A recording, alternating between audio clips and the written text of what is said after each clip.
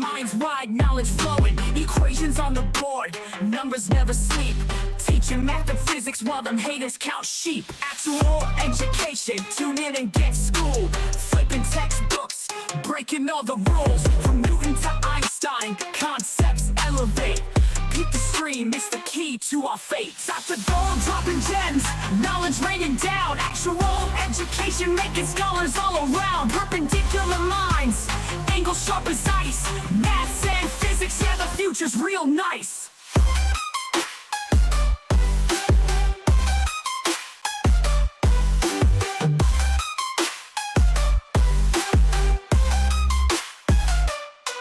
Got the Pythagorean triangles about to flex. Quantum theories on deck, breaking all the specs. Relativity theories, worlds getting small. Grasp the universal laws, standing tall. From the atom to the cosmos, we rolling deep.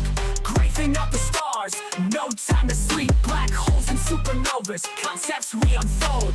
Brain power heavy, yeah, that's Dr. Gold. Dr. Gold dropping gems, knowledge raining down. Actual education making scholars all around. Perpendicular minds, angles sharp as ice. Maths and physics, yeah, the future's real nice.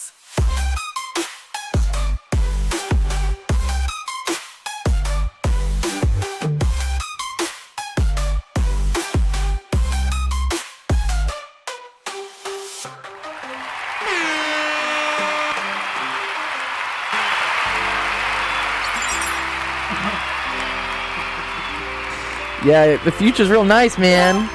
That's dope. Hey, I'm now looking at those lyrics. It's math and physics. What about chemistry?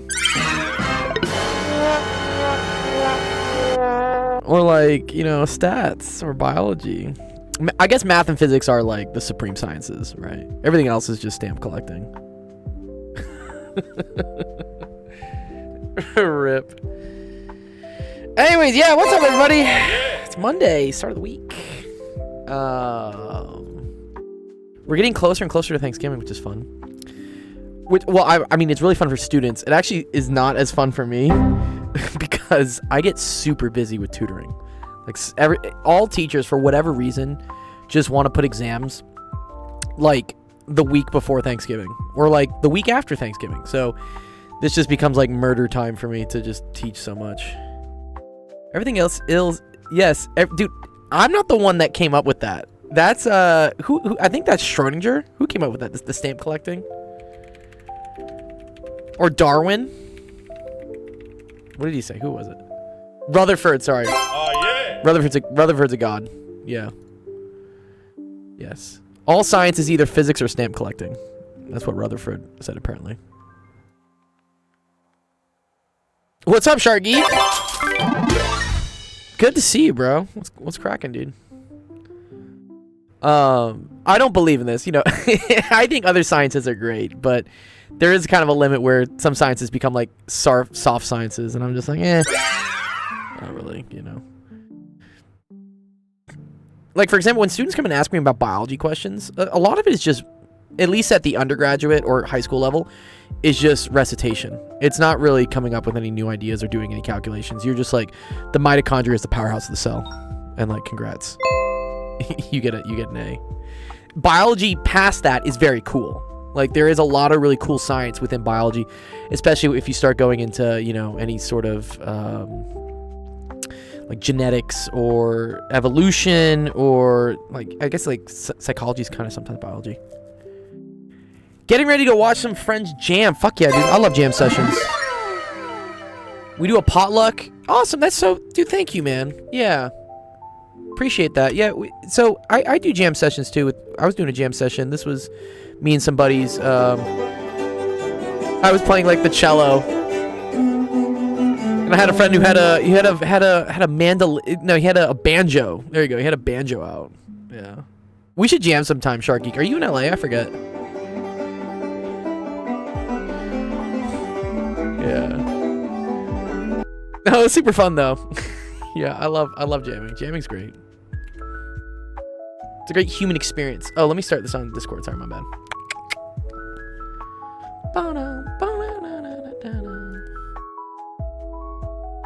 There we go. It's often funk, bluegrass, and rock. They do it at Tiki. You're in. Southeast. That's right. You're in Florida. I might be in Miami, which is kind of Southeast Florida, in like early December. I'm trying to see. I might be getting roped into some like AI conference education thing that I need to go to. I don't know. I've been kind of interviewing with this startup. I was in Cupertino last weekend for a meeting with them, and then he made me sign like an NDA and like all this other stuff. And then I'm like, okay, cool. And they're like, are you in? I'm like, yeah. I mean, looks good. They made a nice offer. There's a couple zeros on the salary. I was happy with it. And I was like, I just need to see a contract, please, because none of this seems very real to me.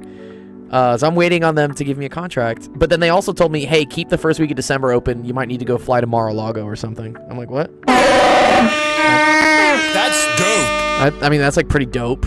But again, there's a lot of like, it's a lot of like up in the air. I have no clue what's going on. So until I see something that I have to sign and I see a paycheck, I'm not holding my hopes out, but whatever, we'll see what happens. 2 hours north of Miami. Okay, nice. Kempy says, I'm starting antiderivatives integrals. Can you explain a basic understanding of the concept? Yeah, sure, dude. Yeah. Integrals are dope. They're called antiderivatives because they're like derivatives, but like in reverse. Let me go the other way. But yeah, I can definitely explain them. They're fun stuff. What's up, Poison? Good to see you. Okay. Yeah. I started working on some of the copy, and we're gonna do a 24-hour stream for Giving Tuesday. It's the Tuesday after Black Friday and Cyber Monday. I think it's supposed to be like the response to like capitalism of like Black Friday. Bruh. But I've been talking to a couple charity merchant processor people, whatnot, and they're like, yeah, you should really do Giving Tuesday. And I was like, oh, okay, cool. What better time for us to do a 24-hour stream than to do it on Giving Tuesday? Yes, the queue gets cleared every day, Poison, but everything gets put in the Discord. So if you haven't heard about it yet, I don't know, Sharky, I forget if you run a nonprofit or something. I know you do a lot of stuff with fundraising and maybe stuff for the Sharks. But there's this thing called Giving Tuesday, apparently, where everyone just starts doing like charity things. They're like, hey, everyone donate money to all these charities. And I think that's cool. So I thought maybe that's a good day for us to line up, a 24-hour live stream of, maybe we can get like some newspapers involved or some shit, right? So I'll have more announcements for that coming up. I just wrote a little bit of like the description of what's going on for now. And then I emailed a couple companies to see if they had any interest. I'm going to start reaching out to like news outlets next. But I'd love to talk to you, Zach, if you're still on right now, about maybe also getting some of the math Twitch department involved. I always plug you guys constantly. I plug anybody who also streams like math and science stuff and is on our calendar automatically gets plugged whenever we do things during the streams. But maybe we can also kind of do like a handoff thing or something at some point. Zach, I got to think about this because I don't know if I can actually stream a full 24 hours myself. My brain might eventually turn to mush. But yeah, I'll DM you. Yeah, we'll talk about it. Yeah. So we'll see if other people want to get involved with it. But I'm definitely doing it. I've set my mind on it. When I set my mind on something, I have to finish it. I'm like, we're gonna do it. And yes, the Endover forever. Yeah, you're right about integrals. Let's maybe get into those. What's up, Alistair? Good to see you. We already got a question from Josh. Yes, would love. Okay, yeah, Zach. Giving Tuesday, just like kind of hold that Tuesday like in your mind. I think there's a lot of opportunities for other people to like hop in during that 24-hour period. I just have to keep a stream running for 24 hours. So maybe I can do a thing where like I just watch like your stream, but like I host it on my stream. I just want to make sure that bar just keeps saying 24. I don't necessarily have to be participating, I don't have to be teaching the whole time. But yeah, it'll be very cool. We'll talk. All right. That being said, we already got some questions up on the docket. So let's get to work and help you guys out.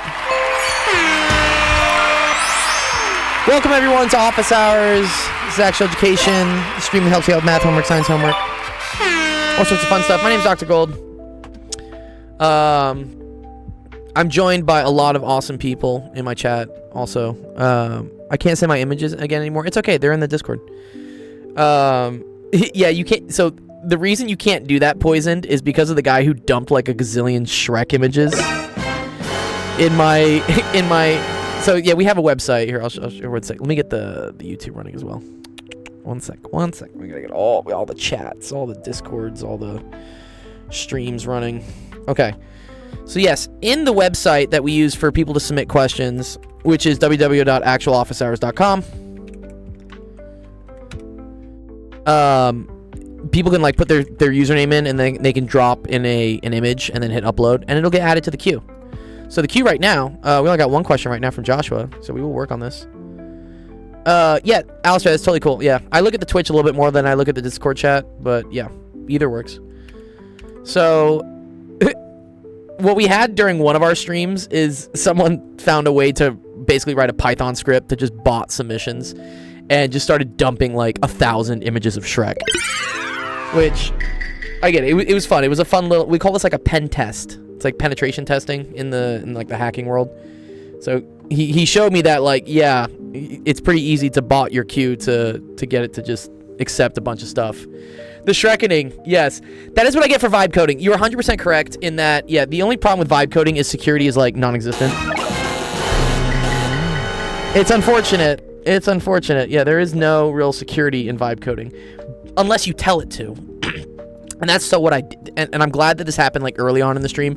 Also, that it was just Shrek pictures and not anything else, you know.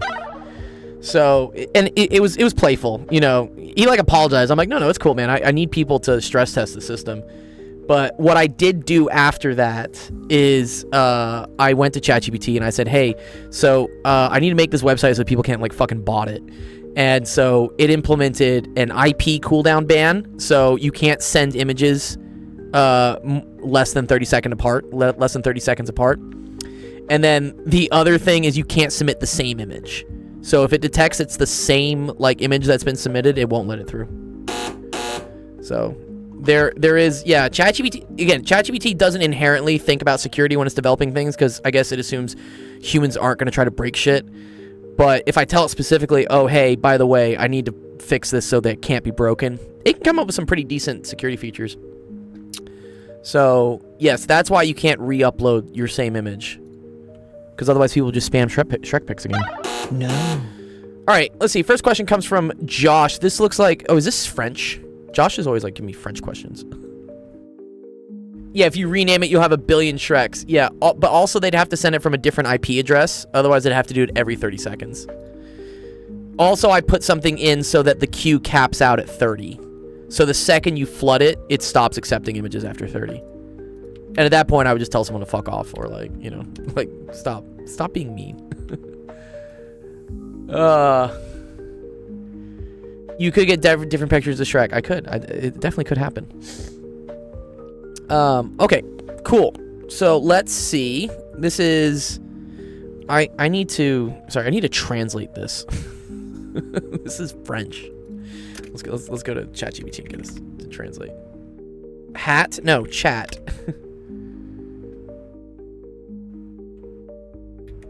I can see them. Yes, Poison. I can see them. Translate or translate? Which translate is it? Yeah.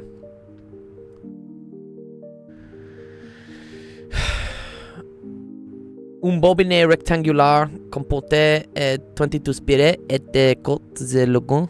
I don't speak French, unfortunately. I have friends that keep trying to get me to speak French, but I already know Italian and Spanish, and like I just don't want to learn another like Romance language. It's just too much. This is actually taking too long. Sorry, dude. Dude, chat 5.1 is like kind of sucking. Here we go. Translate this. I guarantee it'll do this. It'll do this instantly. For whatever reason, 5.1 is just not it these days. Yeah, there we go. Great. See, that's literally all I needed. Is 5.1 like still working on it? I bet it is. Yeah, look, it's still working. Dude, 5.1, what are you doing, bro? Math is a Romance language. It definitely is. I agree. You can call me Dr. G for sure, dude. Yeah. I mean, that's what people at UCLA call me. Because I didn't want to lean too heavy into the Dr. Gold with, like, professional things. They might start wondering, like, wait, why is your name Dr. Gold? Your last name's not Gold. But my first name does start with a G, so Dr. G actually works. So.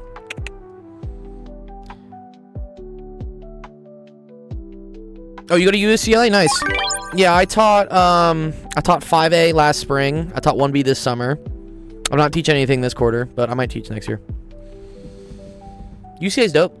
Cool school. Gold is AU. Or Dr. AU, Drow. Yeah. Yeah. Okay. Nice, Sam. What's up, dude? Good to see you. Yes, I do need to drink water. Can you sign up for my class? Well, I'm not teaching anything right now, but you could have. I literally taught the yes, we got the baby voice. I literally taught the physics class on YouTube. The summer physics class was online at UCLA, and I taught it on YouTube, and I hosted office hours here on Twitch. It was actually great for metrics. It really helped me hit the 4,000 watch hours you need on YouTube to hit partner, because I had over 100 students watching hour-and-a-half lectures 5 times a week for 6 weeks. So there was a lot of dedicated, like, watch time that helped me, like, get over the hump. Why do I sound like this? It's because Zach redeemed the baby voice. We have fun little things you can redeem in the Twitch to, like, modify my voice. Yeah. You can afford, like, 15 hydrations, yes, but the hydrations have a timer on it to prevent me from, like, dying of too much water. No. Yeah. Okay. Okay. With the magnetic field, as illustrated, if I equals 8. Find, I assume this is the force on each side. I think that's what they're saying, right? What is the moment, the magnetic moment? What is le bobinet? Oh, a rectangular coil. Oh, bobinet is coil. Oh, I'm learning French today. Bobinet is coil. The website, it's right there. Actualofficehours.com. There's a link. You know where it is. You guys got it. I know you guys are smart.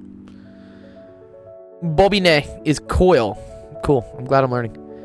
And a quel est, I mean, like, what is le moment? The moment of the force exercise. So this is a torque, is what this is, I guess. I've probably dropped it. Yes. Oh, bobina is Portuguese. Oh, that's cool. Probably similar to Italian. All right. It has 22 turns. A rectangular coil. So wait, are these the coils?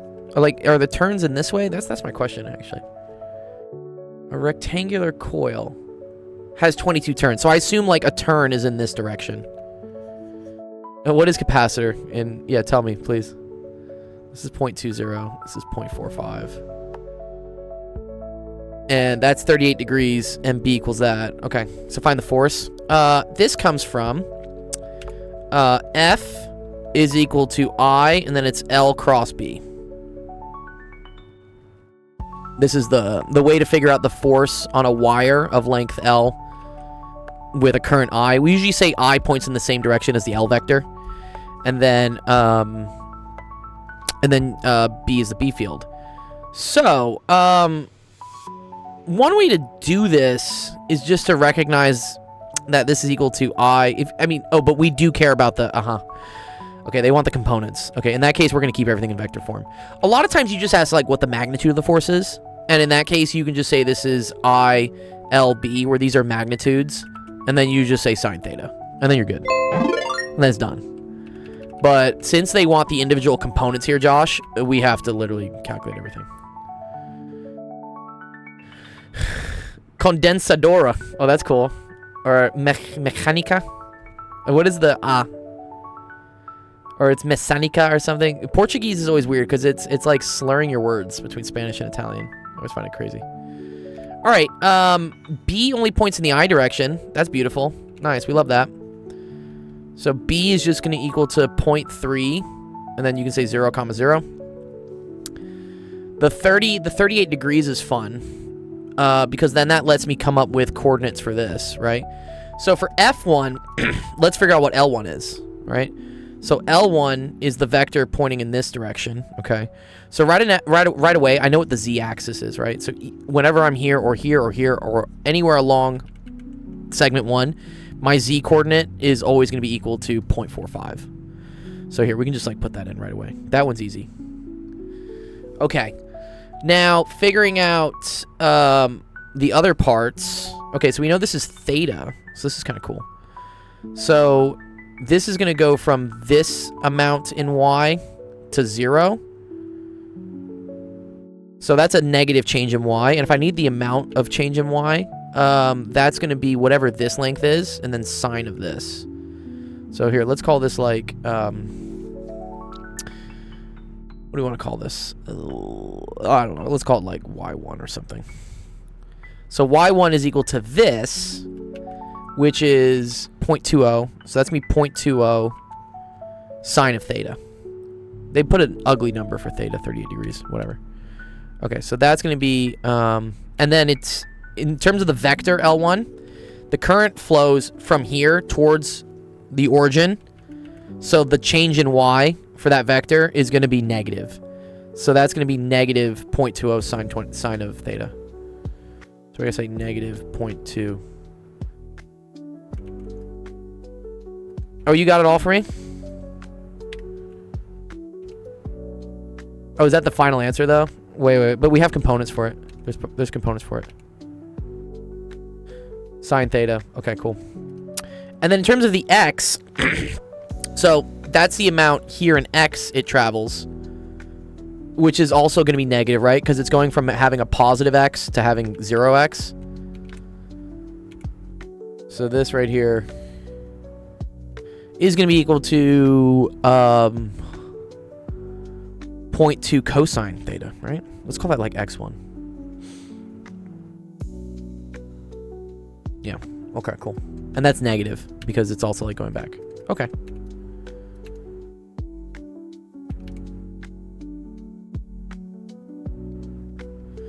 Nice. Okay, so that's L1. Here, we can get L2. So L2 literally just points straight down the z-axis. So that's going to have 0 change in x, 0 change in y. And then it's only going to have change in z, which is equal to negative 0.45. L3 is like this one, but opposite, but also the z is equal to 0.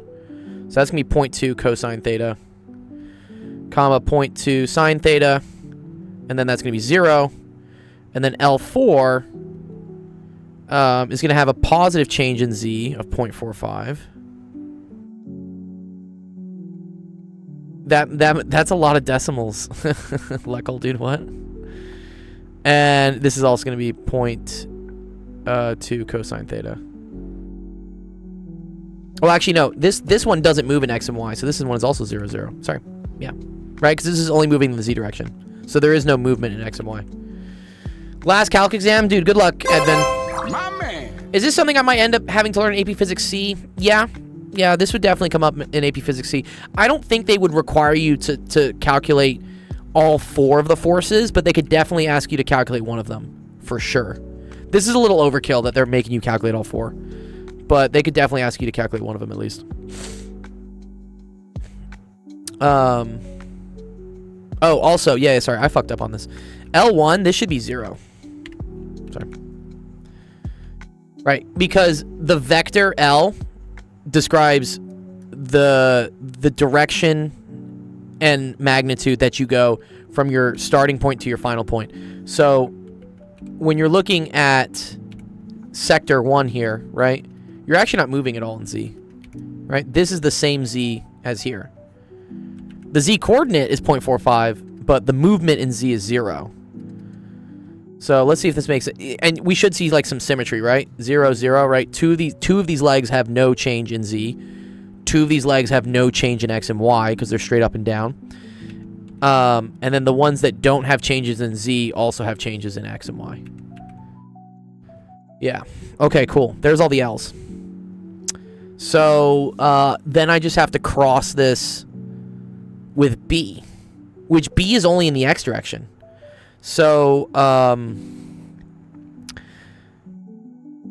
this one's actually pretty easy here, because if you just have x cross z, there's kind of like some fun rules to this. So watch. So x cross y, or okay, whatever. Let's say like I hat cross j hat is equal to k hat, and then it does like a what's the name for this? Where things like go around in a circle, like a merry-go-round. It's almost like a round robin. But so then j hat cross k hat is equal to I hat. Is it rotate? And then k hat. It's like circular. It's like circularly periodic, I guess. Right? So like this cross this equals this, but this cross this equals this. And then, what is it? Like this cross this equals this. Yeah, I think there's like, it's like rotational symmetry or something. You know what I'm talking about? Yeah, there's a circular periodicity to it. So, I mean, the cool thing here is that if you do z hat cross x hat, you're literally just going to get y hat, because the z hat and the x hat direction are perfectly 90 degrees with each other. So sine theta just gets you 1. So this is actually pretty fun. So here, L cross B is just going to equal to, in the y direction, it's going to be 0, comma, and then this will be this times this. So, what's that? Negative 0.135? I think so. Comma 0. I can check that real quick.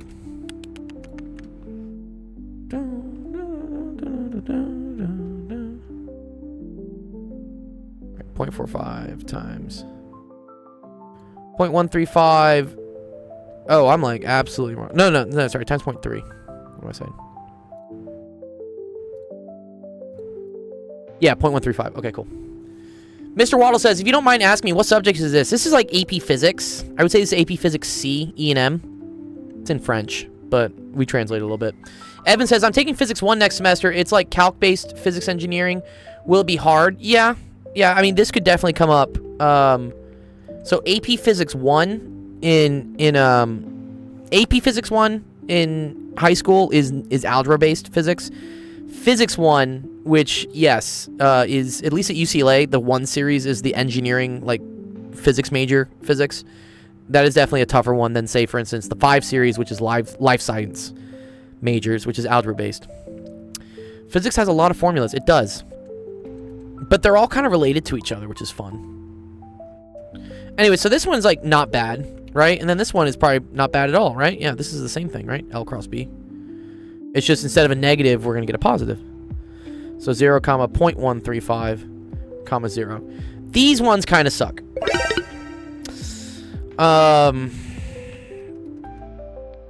Yeah. Because you have X cross Z and Y cross Z. What's up, Nero? Yeah. Naroski, my math legend. Thank you. What's up, Naroski? Good job. Did anyone see Japan versus Brazil? Japan beat them 3-2 while down 0-2. Is that soccer? Soccer is my sport. Okay. I would ask Josh if he wants me to actually do this. Like, you can't do it. It just sucks. I'll show how to do one of them. Oh, actually, because the other one will be the same. No, it won't be. Well, yes, it will be the same. It'll just be negative. Right? Yeah, okay, here. Let's just do this one real quick. Because the other one is... L3 is just L1 times negative 1. Right? Fill out your survey. Yeah, post it. I have a... There's a link in the Discord for promo. It's called, like, Bulletin Board Self-Promo. Free Fire. If you want to just, like, put a server... Like, a link to whatever. As long as it's not like, you know, Bitcoin scams or something. I don't know. Bitcoin doing real bad these days, actually. No. My friends are just like, I'm poor. Like, so I don't invest in crypto. Okay. I, J, K. That's how we write this. This is like I hat, J hat, K hat. And then you have to write, so L, so this is me negative 0.2 cosine theta. We haven't gotten any quantum mechanic questions yet, Lecker. If we do, I'll let you know. They do show up sometimes. Maybe Clickbait has some quantum mechanics. He was asking some crazy stuff the other day. Why specifically Bitcoin? I don't know. When like my mom is talking about something, I'm just like, no, it's already lost the plot. It's already become like it's become its own little hype. It's hype at that point. Like its value has lost its actual value. It's all just hype. It's like Tesla stock. Tesla stock is insanely overhyped and overpriced because all their stockholders are fucking cultists. Do you think Bitcoin will be at 100K by 2026? Yeah, it'll definitely go back for sure. Yeah. I mean, unless Trump keeps like doing shit. I don't know. He's all over the place. Okay. So, oh, I wrote this wrong. Sorry. Because this is... Oh, wait. No, I did this right. L cross B. Oh, wait a minute. Wait a minute. L is Z. Z cross X is Y. Okay, that's fine. All right, in this case, this is, so how to do a cross product is to set up a 3x3 matrix like this and then do a determinant. So this component is just 0, which is nice, right? So that's going to be equal to 0 in the I-hat component. And then there's always a minus when we do the middle one. What's up, JC? Good to see you, dude. I'm going through my lecture right now, but I can put some quantum in the queue for a bit. Yeah, put it in for Lecker. Lecker would love to like chomp on it or something. Okay, wow, the Y component is also 0. Is that right? Yeah, this time 0, this time 0, also 0.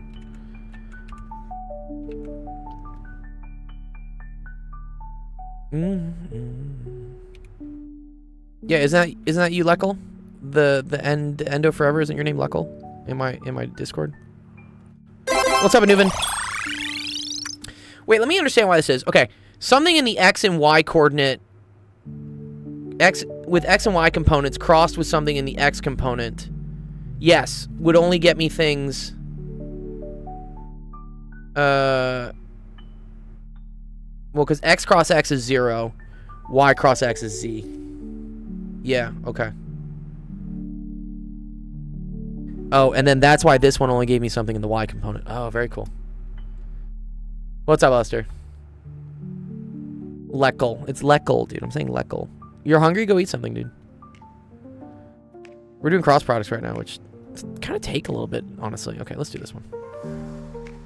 Beautiful. Okay, so then it's just negative 0.06 sine theta. Okay. But then it's positive because we do this minus this. Okay, so this is 0.06 sine theta. Nice. Love it. Okay. Okay, so then this one is the negative of this. So this would be 0, 0, negative 0.06 sine theta. All right. And that's L cross B. So then you have to multiply by I. And I is 8 amps. Cool. Okay, so then here. I have a physics exam tomorrow. Momentum, conservation of energy. Any tips? Get really good at writing out what all the energies are. So there's like, right, there's rotational kinetic energy, there's spring potential energy, there's gravitational potential energy, there's regular kinetic energy. Friction is also kind of an energy. It just gets lost. Okay, so this one is equal to 0, 0, 0.06 sine theta. Yeah, the una bobine. Yeah, no, it is very cool. That's what we're doing. We're doing this one. It's in French. Coil is bobine. And also, it has 22 turns. Okay, so I have to do NILB. I have to move it around a little bit, right? This is NI. Okay, here we go. Okay, so F1 is going to equal to N. That's 22 times the current, which is 8 amps, and then times L cross B. And we did all the L cross Bs. These are all the L cross Bs. Okay, so it's going to be just this.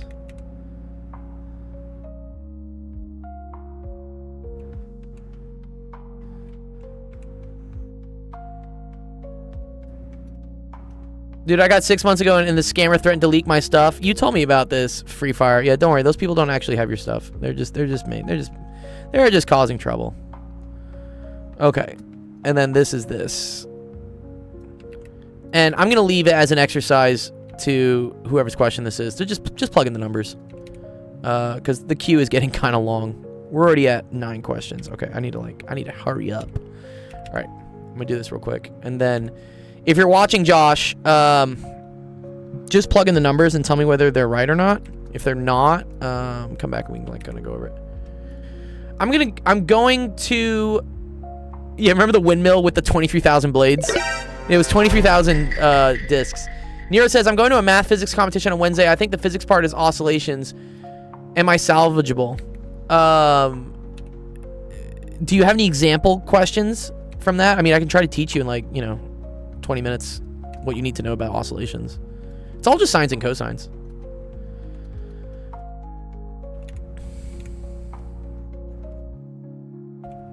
What else are you streaming? We stream on TikTok, we stream on YouTube, we stream on Discord, we stream on Twitch. I stream everywhere. So yeah, for those of you just joining us right now, the website is www.actualofficehours.com. That's how people are submitting screenshots for us to go through. So you can type your username, drop a screenshot in, hit live queue. These are everybody's questions so far. So if you click on stuff, we can see what everyone else is doing or wants to get help with. Yeah, that one. This seems like kind of interesting too. Wow, there's a lot of really fun questions that we're gonna ask. Gold does don't send me feet pics, please. But right, and then also while you're there, you can click here to watch live on Twitch. Twitch is nice because it's horizontal. TikTok and YouTube are primarily vertical. That's just how the algorithms work. But if you want to see it on like your desktop, and there's a nice horizontal screen, just click here to watch us on Twitch. Also, if you want to figure out when we stream, click here for the streaming schedule. It shows when I stream, as well as all of our other awesome friends and partners who are streaming. So Zach's on there, Penn Center's on there, Joseph will be there at some point. And then you can click here to join our Discord, because every question we do, I will post the answers in the Discord. Can I do yours? I will get to yours. You have to wait though. There's a line. Okay, that's the forces, where theta is equal to 38 degrees. Yeah, okay, cool. What is the magnetic moment?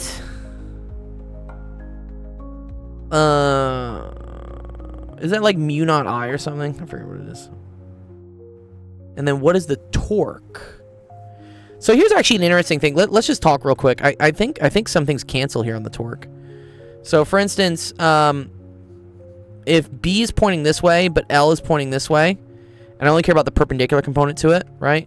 By IL cross B, L cross B, that means there's going to be an upwards force from here. Right, wait. IL cross B. No, B's the other direction, sorry. Ugh, I got this. IL. And then I only care about... Oh, okay. No, force is down. Force is down. Sorry, this one has a downwards force. There's force pointing straight down, right? And I think we figured that out, right? What did we say on number 3, right? Yeah, that was straight down. That's negative Z. Oh, I'm trying to like move my finger for IL cross B. For this one, I points up, B points out of the page. So F points to the right. So this will have a force to the right. But then by the same token, this will have a force to the left. And then this will have a force up. So in terms of torque, do they say it rotates about the z-axis? Yeah, okay. So these forces will cancel each other out. So you don't have to worry about this, because this is up and this is down. But about this rotation point, however, you will have torque, because the force on this segment is at the rotation axis, so it does not contribute torque. This one does.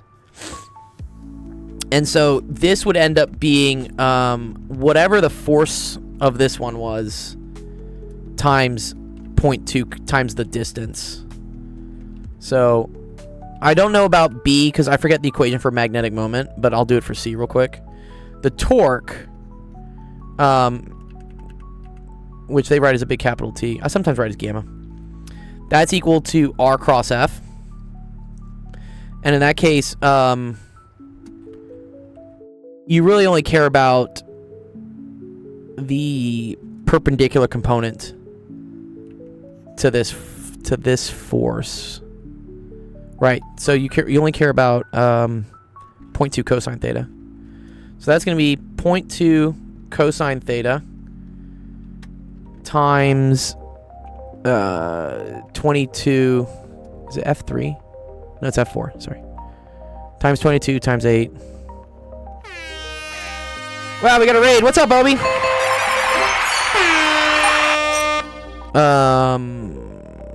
And then that's 0.35. 0.135. And then let's think. If the force is that way, the radius is that way. Wait, so R cross F. Torque is up. And then this would be in the positive z hat direction. Okay, I hope that our relationship can recover. Okay, cool. All right. This was a good question. Thanks, Josh, for it. Appreciate it. It's cool.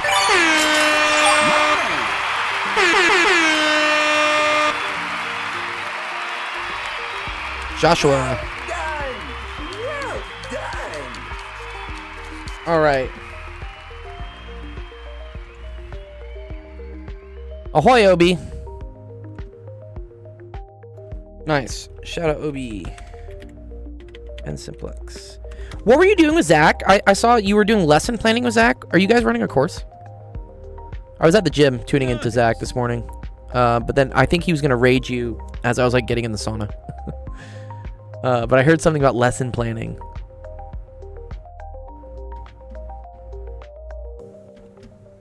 All right, let's see. Let's mark that as done.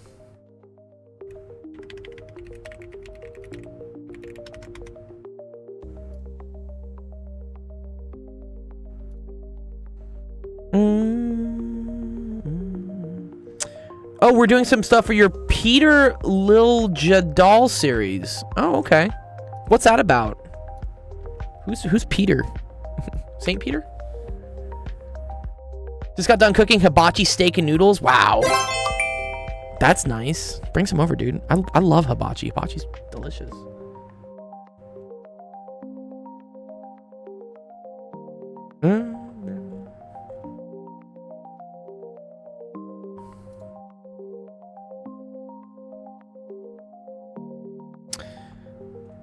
All right, let's see.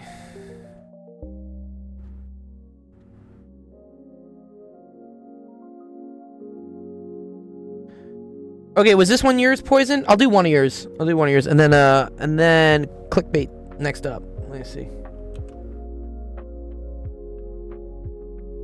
I'll do the one with maybe like group charge.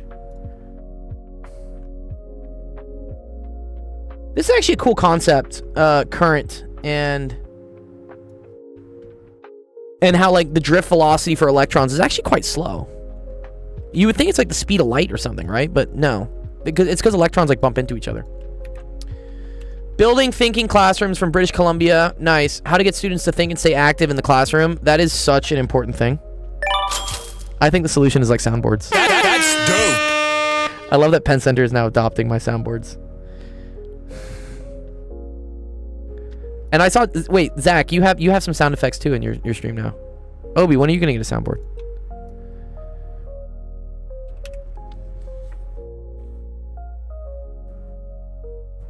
Do one per stream. Okay, I'm gonna do this one. I'm probably not gonna remember the next stream to go back and find your other one, but I will do this one at least for you. Yeah, so there's actually let me get a picture of this. Sorry. No chemistry, not yet, Kato. Maybe if I keep saying chemistry though, TikTok will start showing it to chemistry people. They listen to my voice. They know what I'm talking about right now. I have a bunch of sounds capture. Gonna apply them in commands and bits. Nice. That's dope. Hell yeah.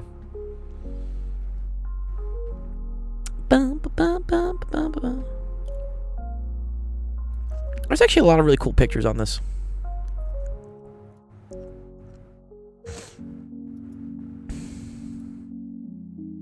Let's get a couple pictures, because this is great for explaining like how electricity works.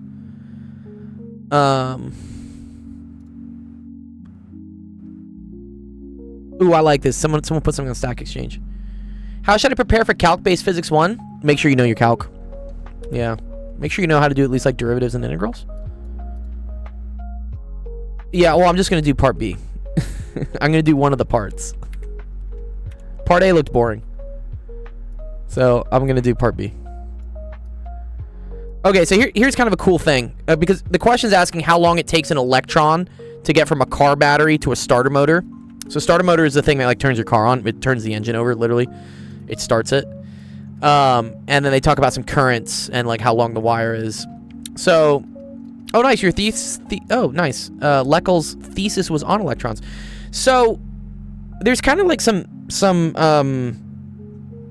misunderstood concepts about how like current works and how electricity is transmitted. So what happens is that when you want to move electricity from one side to the other, you need to create a potential difference, and that potential difference is what pulls electrons in certain directions. But here's the key thing: the individual electron at one location does not really provide the quote-unquote current from moving completely over to wherever it needs to be. What they actually do is they bump into each other. So you're not actually getting like individual electrons moving. The reason why electricity can be transmitted very fast is that the electrons bumping into each other happens very quickly, and it's like a chain reaction that they all bump into each other and eventually like transmit the movement of electrons really quickly, really far away. So that's how electricity is. We're not literally taking an electron here and like pushing it all the way down. I mean, we are eventually, but that happens very slowly. So yeah, here's what they talk about. They say like here for electrons being pumped from a battery, they actually move with a very slow, what's called like drift velocity. So that's like how fast this individual electron eventually travels down the wire. Look at that. That's incredibly slow. That's like 2 times the 1, 2, 3, 4, 5. That's like 2 micrometers per second. 2 microns per second, dude. That's super slow. But what really accelerates the movement of electricity are these random thermal movements. It's called, yeah, this is the thermal velocity, which is 1.6 million meters per second. This is huge, right? Because these electrons are so this is another cool thing in physics. Temperature is defined as basically how fast atoms are vibrating, or like, you know, with what energy they're vibrating. So just by the nature of there being like heat and temperature, these electrons are moving very quickly, but not very far. So they move very quickly over short distances in what's called like kind of like a random motion. Like, here's an example of it, right? You have electrons like going this way, or they're going this way, but so they don't travel completely straight. They actually move a lot like sideways and not completely in the direction they need to go. But that movement still creates enough bumping into each other such that the signal velocity, so the effect of things vibrating here being detected over here, is almost at the speed of light. So that's why electricity is transmitted very, very quickly. But the actual electrons that are like providing the current don't move very quickly. Fugacity. I don't know what fugacity is. What's up, Charlie? Oh, yeah. And then there's also another kind of misnomer with what we call current. So typically, if you set up a battery here with a positive and a negative terminal, right? So like this, we define current to move in this direction, right? That's what we say current is doing. In fact, though, we're not moving. This would imply, because current is equal to dq dt, this would imply that we're moving positive charges clockwise. But that actually is not what happens. So in electronics and electricity and all that fun stuff, the charge carriers are the electrons because they're smaller, so they can they're not as bulky. They don't bump into shit as much, and they move a lot faster than the positive charge carriers, which would be the nucleus, the protons. So even though we define current by convention to be going from positive to negative, what's actually happening is electrons are moving in the opposite direction. But it's effectively the same for all the electricity laws. Is Brownian motion... No, it is related for sure. Brownian motion is related. Yeah, definitely is. But you can think of... If you put an electric field by creating, again, a potential, right? Where you have positive potential here and negative potential here. That Brownian motion gets kind of skewed, where the electrons want to move more towards... Notice how here in this diagram, they don't draw any electrons going the opposite direction, because they don't really want to go there. The electrons want to, in general, move towards the positive source. 90% yap, 10% math. We'll get to the math, dog. I was doing all this fucking math earlier. I wanted a break.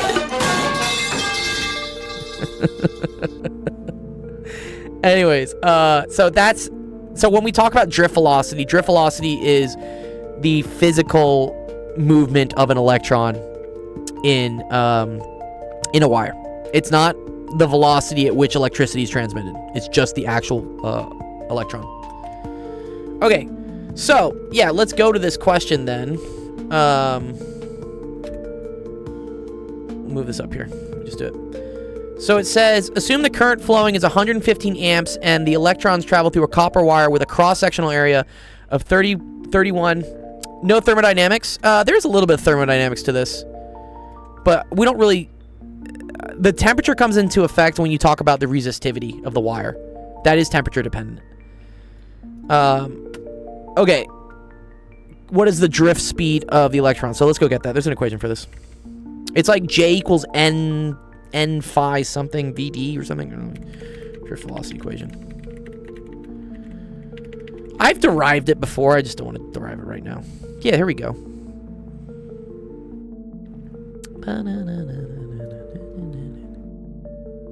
Yeah, there we go. This is physics. But you are right, username, that there's a lot of overlap with chemistry.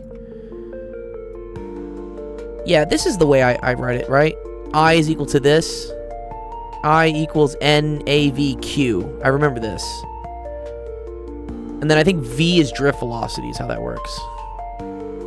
I over NEA. Yeah, okay, cool. Yeah, that's the way I remember it. Yeah, dude, if we keep saying chemistry, then eventually TikTok will show this to chemistry people. They monitor our chat, dude. Okay. This is the equation. I remember this is what it was. So current, which in this case is 115 amps, is equal to N. That's the density of electrons, density of free electrons, and that varies on the material. So for copper, the density of, they say conduction electrons, so that's electrons that are free to move around and bump into shit. That's equal to 8.49 times 10 to the 28th. Yeah, just keep saying chemistry in the chat. Chemistry. Someone come ask chemistry questions. Is the acceleration of the drift velocities constant? Yes. Provided the potential is constant, which the potential with the resistance determines the current, right? So this is this. A is the cross-sectional area. So they kind of screwed with us here because they put it in millimeters squared. So you got to be careful here. That needs to be in meters squared. So you say how many meters squared? This is a little bit of chemistry. How many meters squared is equal to 31.2 millimeters squared? And then it's a little stoichiometry here, right? I say that 1,000 millimeters, or let's say 1 times 10 to the 3, is equal to 1 meter. But then you're not done here. You have to also multiply it again by another conversion factor of 1 times 10 to the 3 millimeters. Redox reactions. Yeah, right, yeah. Because then this gets you meters squared, and then this gets you the millimeters squared that cancel out with this. Okay, cool. So this is equal to 31.2 over 10 to the 6. So I can just say like times 10 to the minus 6, right? What's up, 1K? Okay, so then this is 31.2 times 10 to the minus 6. That's going to be the cross-sectional area. V is the velocity we're solving for. And then Q is equal to the charge. And the charge of the electron is 1.6 times 10 to the negative 19 coulombs. Cool. I think that's all we need, right? So let's pull out our calculator. Let's do it up.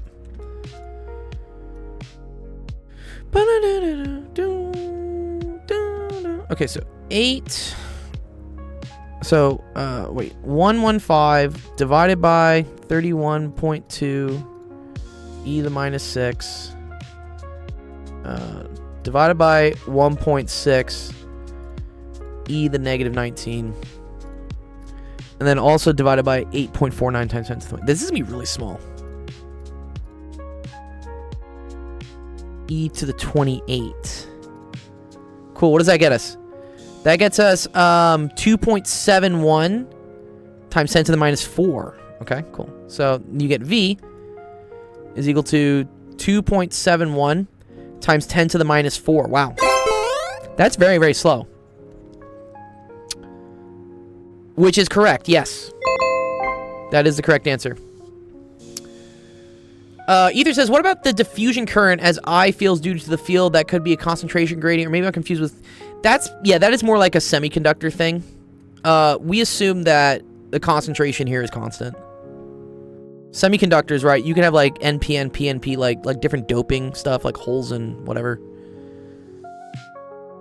And then, yeah, the reason they're called semiconductors, right, is because they're not fully conductors. They have like kind of a bipolar behavior to them. Okay, so this is the velocity, and then it says, given this density, what is how long does it take for an electron starting at the battery to reach them? So this is mechanics, right? So distance is equal to velocity times time. So if we just move distance divided by velocity, we'll get the time. And then the distance, how long is the wire? 85.5 centimeters. So we're going to say 0.855 over 2.71 times 10 to the minus 4. Or transistors. Sorry, not semiconductors. Sorry, what am I thinking about? Like doping? It's like doping stuff, right? Isn't that semiconductors? That's dope. That's dope. I dabble with electrical engineering. I kind of got partially a degree in it when I did my PhD in plasma physics, just because I had to build so many circuits and stuff. Okay, so that's 3154 seconds. So if we divide that by 3,600 seconds in an hour, that's 0.87 hours. Okay, but they probably want it in minutes, so times 60. All right, cool. 52.58 minutes. PhD title with plasma is also dope. That's dope. Yeah, it's on the website there. People always ask me for my thesis. You can go read my thesis. It's on that website, actualofficehours.com. Nice. Cool. So there you go. That's it. Poisoned. Hope you learned something. I learned something for sure.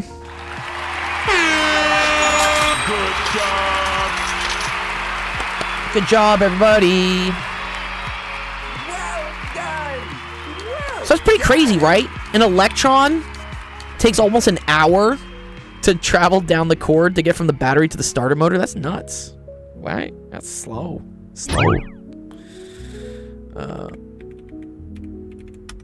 I didn't learn anything. Uh-oh. Surprise, motherfucker. I'm so sorry, Pen. Shout out to Pen. Good to see you.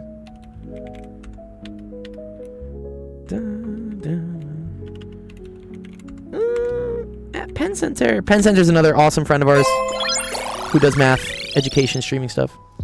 He's a pretty cool guy. Doesn't afraid of anything.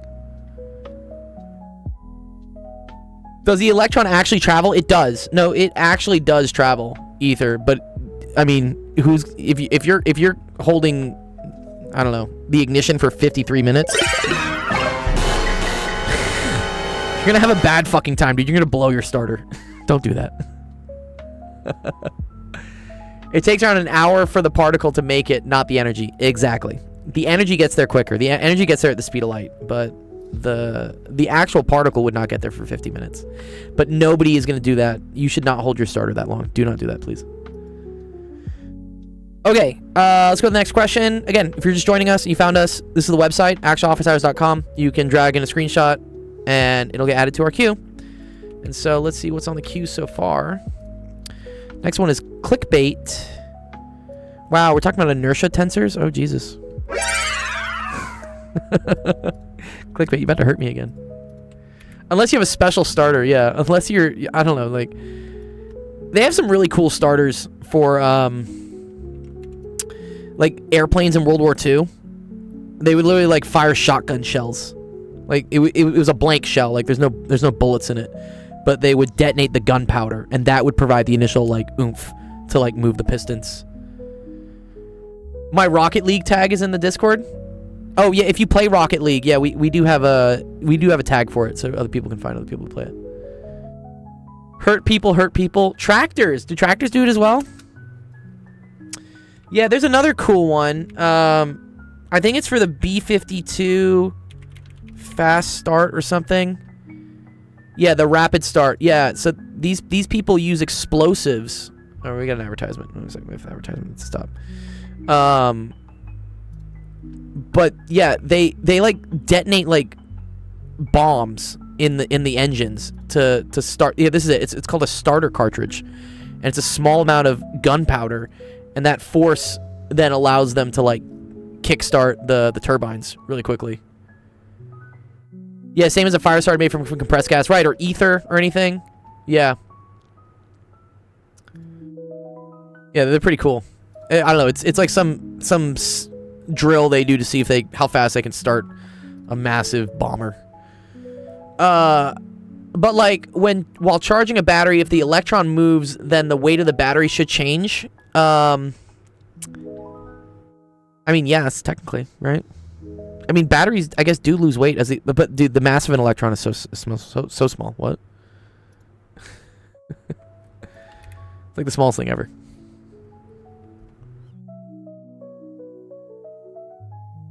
Okay. Also depends on the battery. Correct. I don't know. Yeah, there's probably some... This is, again, chemistry. We're saying chemistry 4 times so that the algorithm starts sending us chemistry people. Yeah, there's different battery technology. Like lithium ion, right?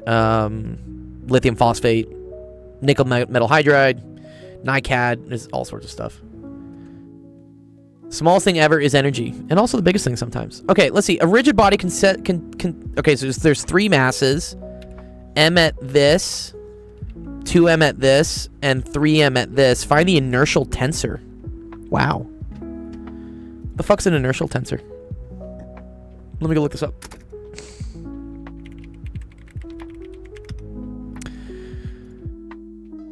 Ooh. Okay, here we go. The complete inertial tensor. It's a matrix. I do see that. Where does this come from, by the way?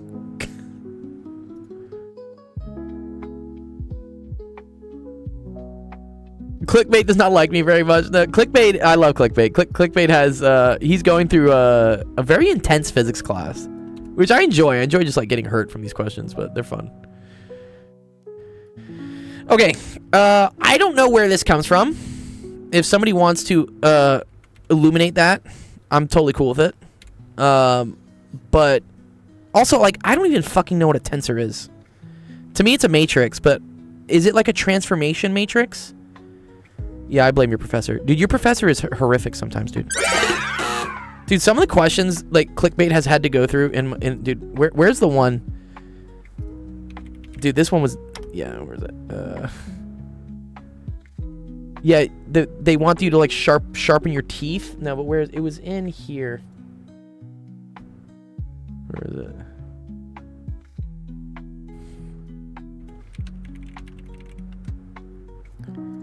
Yeah, this question, dude, you had to do.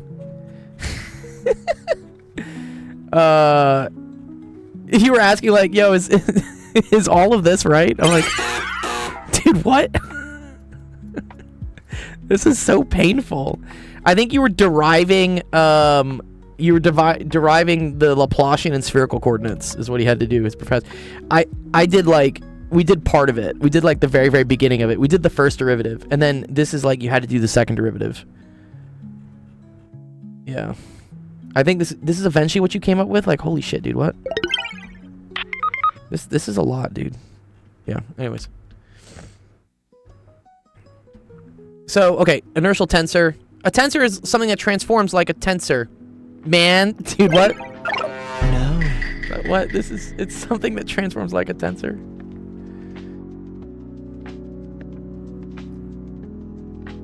This is classical mechanics jokes. It is. This is classical mechanics. Okay. Okay. So I have 3 different masses. So do I have to add the inertial tensors for all 3? Like for instance, so I1. Oh, well, here's a cool thing, right? I1 only has X components. So so I need something that only has X in it, which, so none of these diagonals work, right? Or these off diagonals, right? Because they all have Y's and Z's. Oh, so it's only going to be these. Oh, very cool. Love that. Okay. So this is just going to be, let's see, 0, 0, 0, 0, MA squared, MA squared, right?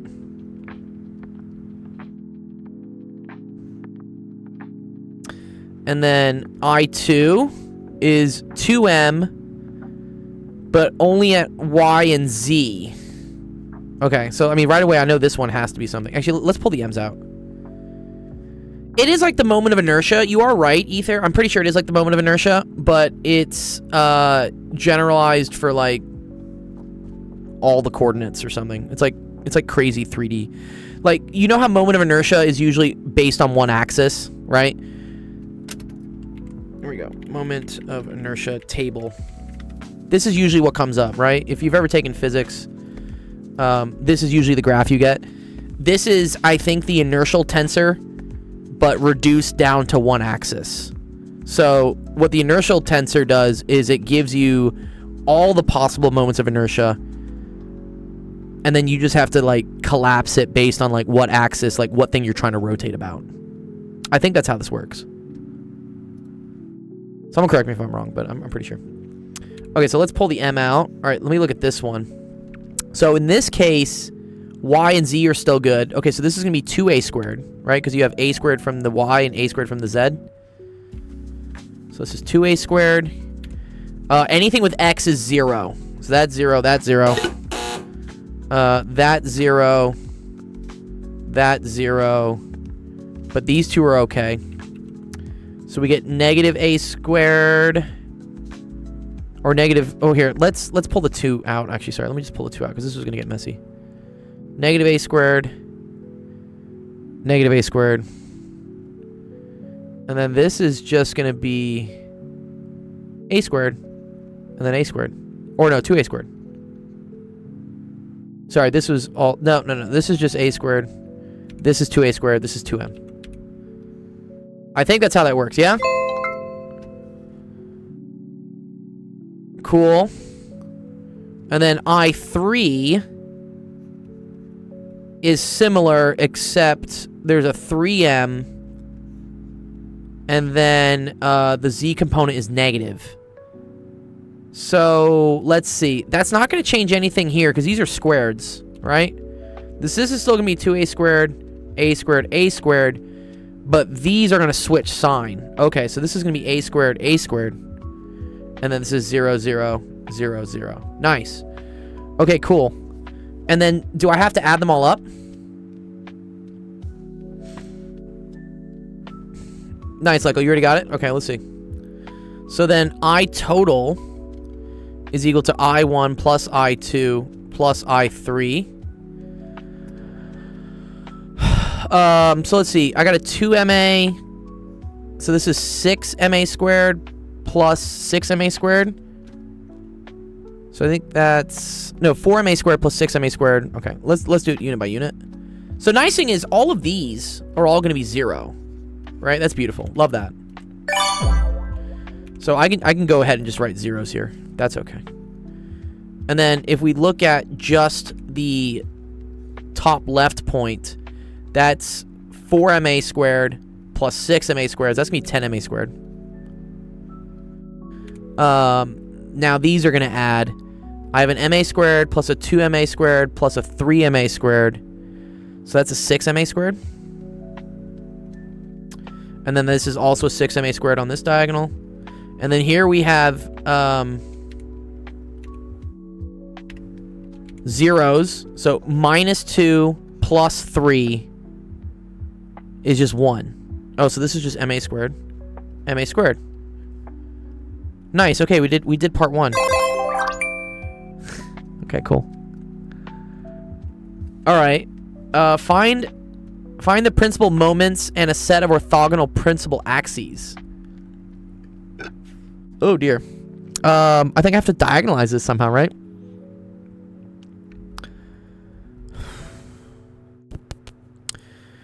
Diagonalizing a 3x3. Well, this is actually kind of cool, right? Because I mean, you already have. This is kind of diagonal. What do they call this? Where like this is and this is, but like they're all on the diagonal.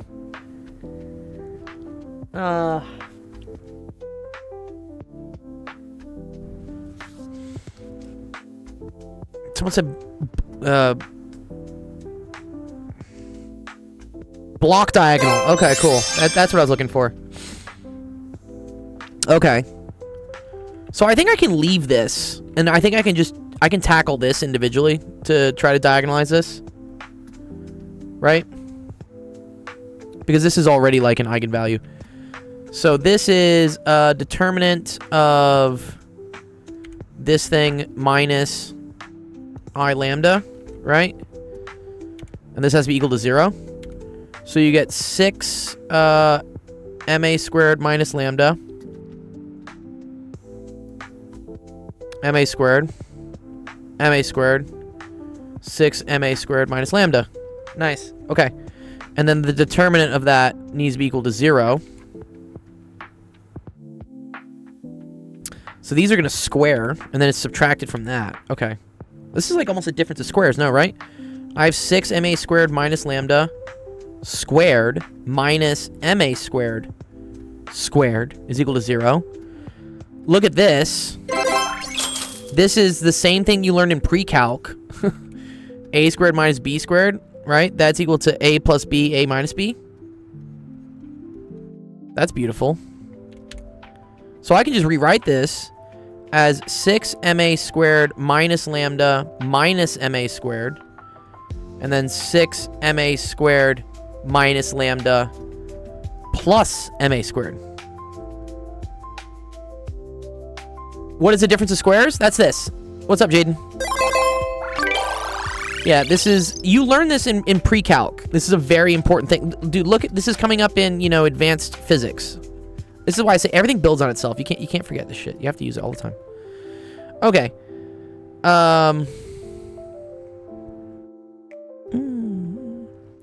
So, this gets me 5 ma squared minus lambda. This gets me 7 ma squared minus lambda equal to 0. So in that case, lambda is equal to 5 ma squared, or lambda is equal to 7 ma squared. Okay, so now we have our eigenvalues, right? That's pretty cool.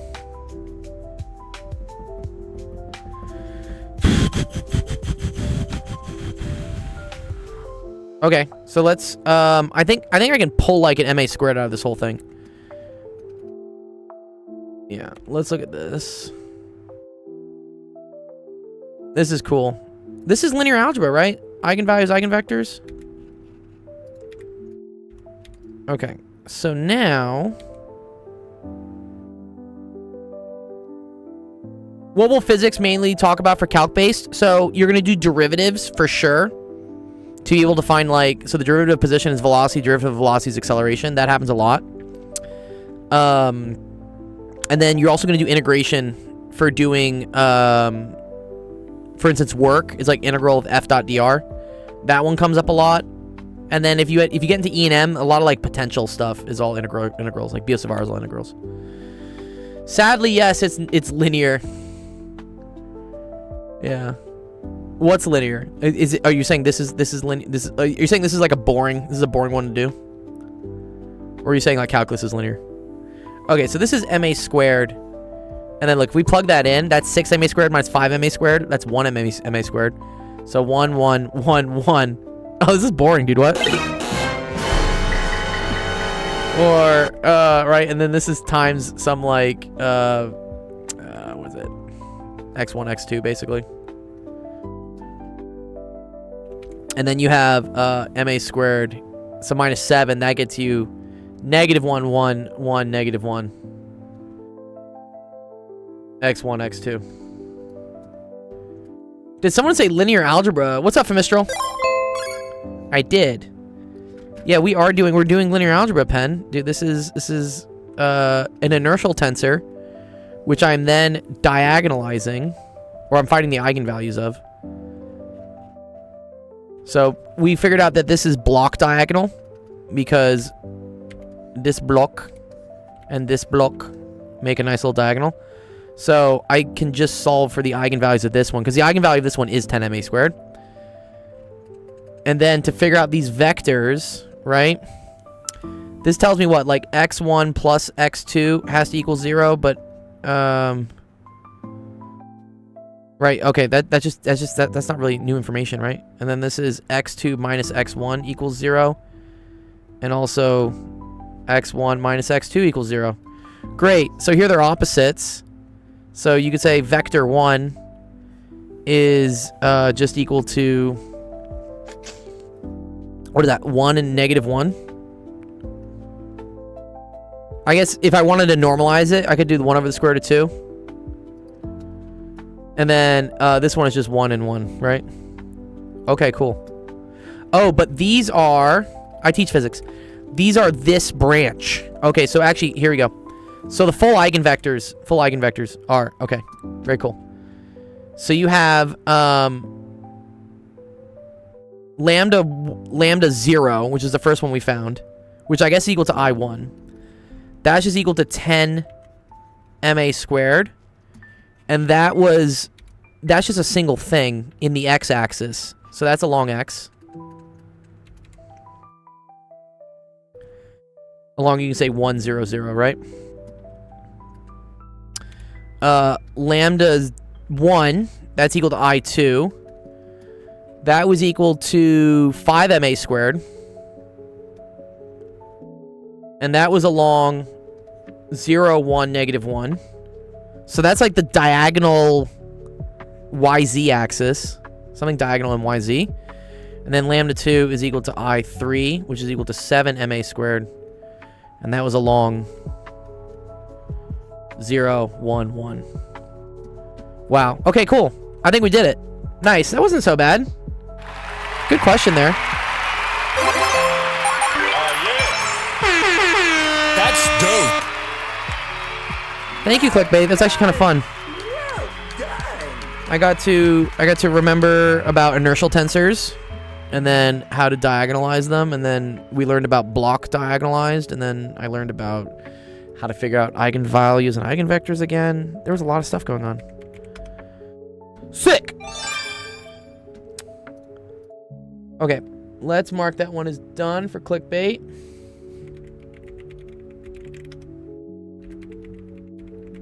Suros, you just came back from Home Depot? Sick. I love Home Depot. Home Depot has so many nice memories because me and my dad would just... my dad was always just trying to build shit. And, like, involve me with building shit. Which I'm glad he did because I'm a very hands-on person now. Like, anytime my friends need to, like, build a shelf or something, they just, like, you know, call me. I do need to hydrate. Thank you. But yeah, I love the smell of, like, lumber.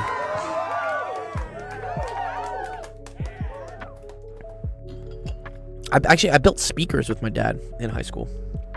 When I was first getting into DJing, I didn't really have the money to buy like a PA system, but you could buy these plans online for like how to build these boxes, and then you could buy the drivers and then the electronics and the hookups, and then we did them all. And then I built my first set of DJ speakers, which I still own. I still have I still have them. Yeah, actually, I have all those speakers. I still do. I don't use them as often, but I do still have them. Okay, let's see what the next question is. That was physics, IKEA. Let's see. The vertical circle. Is this a GCSE question? The onlinephysicstutor.com. Okay, cool. What are we up to, Briggity? We did do... This was some linear algebra. It's technically physics, but it was like tensors. Called inertial tensors. And we definitely did have to do a little bit of linear algebra. I think what we're doing now... We have been getting a lot of physics today. Which I'm happy about. My PhD's in physics. Yes. Also, let me give a shout out. I didn't give a shout out to Zach, because Zach, you came when no one was here. So, give a shout out to Zach. Zach's another awesome, great math science teacher, educator, influencer. We can call you an influencer, Zach, right now. Yeah, can we call you an influencer? You definitely influence people. He also does a lot of fun streams where it's not just math. So my streams are mainly like I just help people with their math and science homework. But Zach also does like coding streams, and then he has a podcast with Penn Center. When's your next podcast, guys? They have fun little discussions, and then they also Penn, you have like Beyond, was it Beyond the Blackboard? That's the podcast. And then Zach also does like math on a topic, which I think for the last 2 weeks was Laplace transforms. So if you wanted to learn about Laplace transforms, Zach did like some really cool streams on them. Next Monday, November 24th. Nice. Is it on the calendar? Yeah, it's those that are watching. If you want to figure out whenever the rest of the awesome streamers that I work with are streaming. Yes, here we go. Special event. Beyond the Blackboard. Good job. Yes, that's going to be on Monday. Nice. Great. This will be fun. I will be at the gym, but I'll tune in.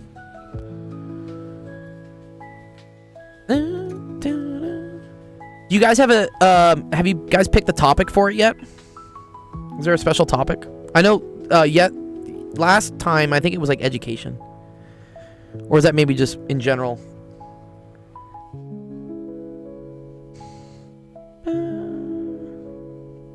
Oh, one more week of Laplace transforms. Oh, nice. Yeah. Okay, cool. So yeah, if you want to go learn more about Laplace transforms, Zach is doing another math education stream. So these is where like he does help out with math questions, but the beginning of it is at least he goes over kind of some cool topics and concepts in math, and he kind of teaches it from not scratch, but from more of an intuitive point of view, which is fun. Yeah. I'm hitting the wrong buttons. Okay, there we go. All right.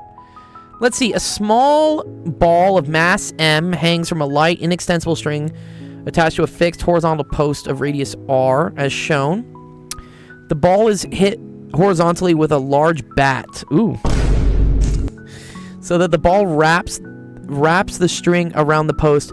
Show that the ball's speed at the top of its first swing must be at least this, so that the string remains taut. That was Zach and me getting ready for our next podcast. Those were not incorrect button presses. Yes, it was all part of the plan.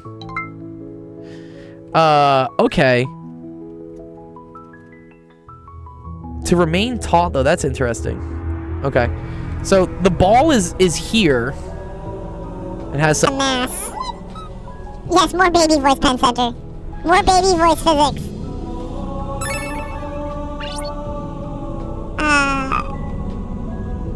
This has to swing up here also, I guess, a distance. Here, let me draw this out. Leco's like, oh god, no. It's all part of the fun.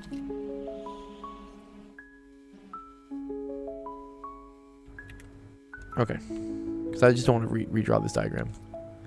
No! This is before. And then we're going to have an after situation. Where this is no longer here. But it is located another distance. And this is going to go into centripetal acceleration, which is cool. Very cool concept. This is also going to be R2.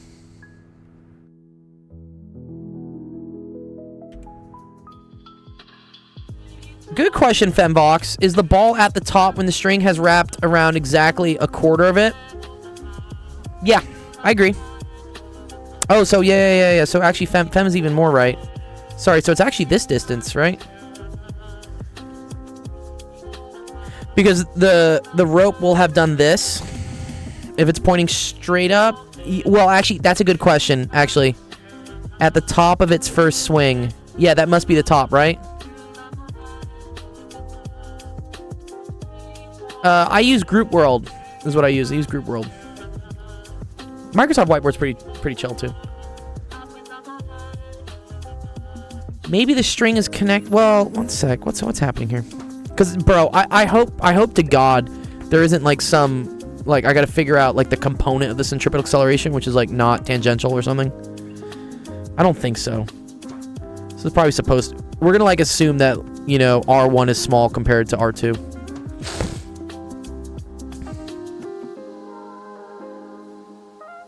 And also, Fem, the fact that I see R2 here, like, this is, like, GH. Oh, but look at this. This is GH minus. This looks like some sort of circumference, right? Really cool. But it's pi r divided by 2. So, yes, that is a quarter, right? That's a quarter. Right, because a full would be 2 pi r. It's a pi. I could definitely do something in accelerated motion. Yeah, for sure. Okay.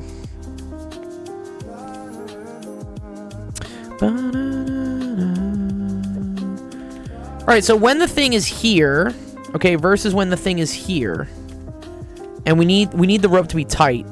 In order for the rope to be tight, you need the tension to be like greater than or equal to 0, right?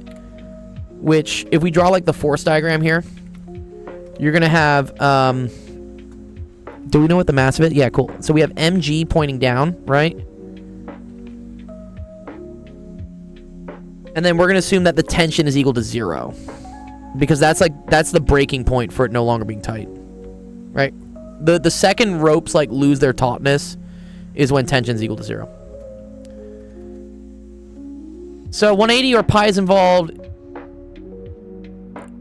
No, it is cool. Yeah. Well, so the reason JHNet that I started seeing things is this looks like to me the square root of GH. This is usually a thing that comes up a lot in physics for various like maximum height or maximum velocity or whatever. It's always like square root of G over H or something. It's just something we notice as a pattern. But I notice here that the height is R2 minus pi R1 over 2, which makes me think that they're referring to like this like new height, right? From the rotation point. But that the new length of this rope after it's wrapped around a quarter of the thing as it's swinging up is going to be its original length R2 minus a quarter sorry. My chest is cramping. Minus a quarter of the circumference. Oh. Ugh, water.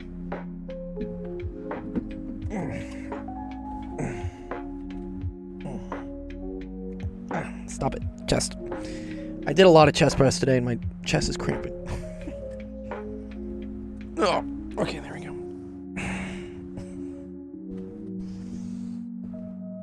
Ugh. Yes, I do need more water. 1 second.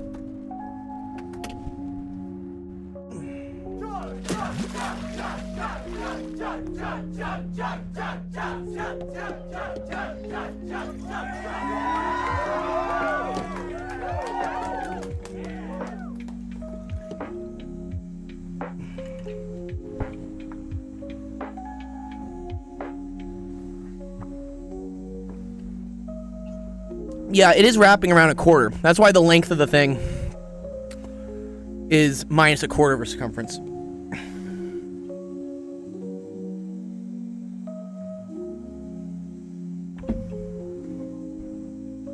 You know what I really should have done is I should have eaten some magnesium. RK says, how do you graph in vertex form from standard form? You do completing the square, RK. Completing the square is the way to do it. How do you submit a question? Go to that website, www.actualofficehours.com. That's the best way to see. All right. I need to be able to write today, though.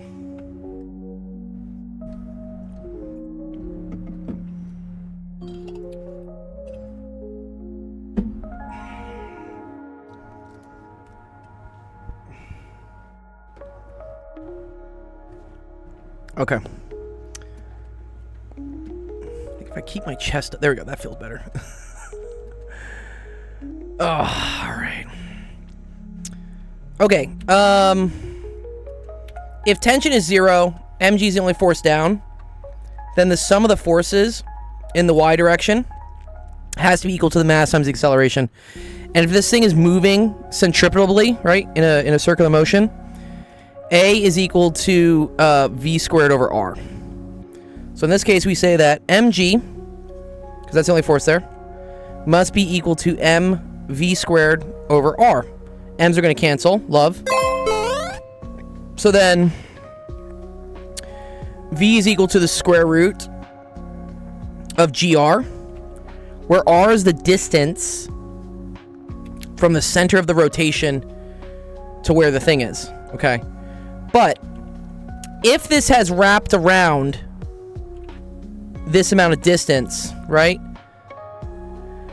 which is a quarter of the circumference, right? So this is 1/4 of the circumference. The clock stopped. That's weird. It'll refresh. Just give it it refreshes. Like TikTok is weird with refreshing HTML sources, but it'll do it. Yeah, it's fine on Twitch and YouTube, but TikTok it'll do it every minute. That's why I have to force the refresh on it. Okay, circumference is 2 pi r. So it's equal to pi r over 2.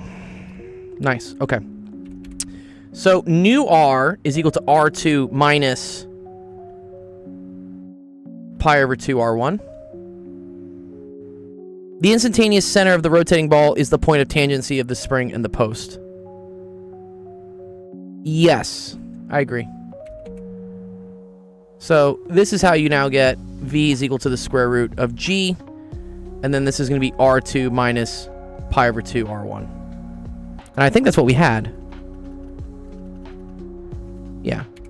r2 minus pi over 2 r1. Nice. Good job. For the speed of the ball in A, show that the initial speed must be at least this. Okay. That has to do with conservation of energy, right? So if we call this height equal to 0,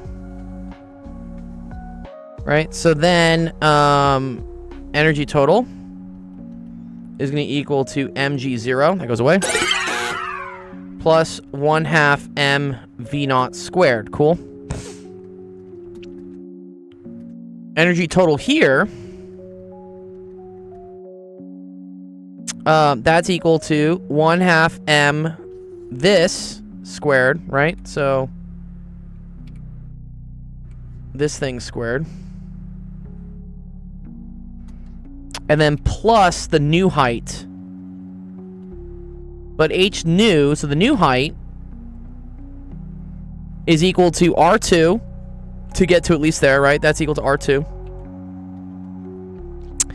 And then plus r1, right? Because r1 will get me to this point. Nice. And then plus the plus r2 minus pi over 2 r1. Nice. I think so. Okay, nice. Good. I'm glad you're here, IKEA. Yeah. Isn't it nicer on Twitch? It looks nicer, right? It's wider.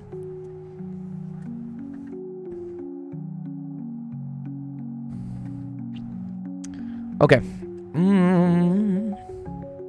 Okay, so this This is equal to 1/2 m. Yeah, it's wider and less lag. Yeah. Again, the reason why I have to stream vertical and why I do stream on TikTok and YouTube is the discovery there is a lot better. Twitch doesn't do the best job at like promoting our stream to new viewers. TikTok and YouTube do. They're very good at that. But in order to get on the algorithms for YouTube and TikTok, you have to be vertical.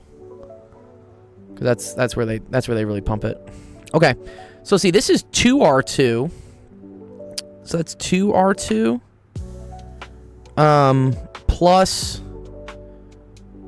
well, that's 1 minus pi over 2 R1. Welcome. Do you have quantum mechanic questions? Lecco really wants to do a quantum mechanic question. Okay, cool thing. Look, dude, the M's go away. M goes away, M goes away, M goes away. I almost wanted the 1/2 to go away. It almost did. Whatever. Let's get rid of it and let's just put a 2 here. And then I wanted the G to go away, but it doesn't go away either. Fuck. All right, so let's see what we got. So then we have... What's up, Machka? V0 squared is equal to... so this is R2 plus 4R2 plus 1 minus pi over 2 R1 plus... or minus pi over 2 R1. Right? I got an R2. I got 4 R2s. I have a minus pi over 2 R1. Then I have a 2 times that R1. So I stream both, GUI, actually. I do. So, YouTube, YouTube is working towards doing what's called like dual format streaming, which means that if you stream in one format, it automatically puts it in the other one. But I haven't gotten accepted to it yet for YouTube. I do have it for Twitch. So in Twitch, there is a vertical now. Because we got accepted to that beta, because I went to TwitchCon. TwitchCon is great, by the way. Cool. Look, 5R2. Love that. And then this is minus pi R1 minus pi over 2 R1. So that's minus 3/2 pi R1. And then plus 2, I think. All times G. Yep. I almost forgot the G. Okay, so then that's equal to that G square rooted. Is that V0? Yeah, do you see that, IKEA? You can click on it and it'll actually show you the vertical also in fuck, what is it? Wait, where the fuck did this 2? I'm missing a 2 though now. No plus 2. 5 is R2. Well, there is another 2 there though. Oh, you know where I'm missing this? This is also 2R1. I forgot. This also goes on this. Yes. Okay, so yes. So this does equal this thing. It's the same thing.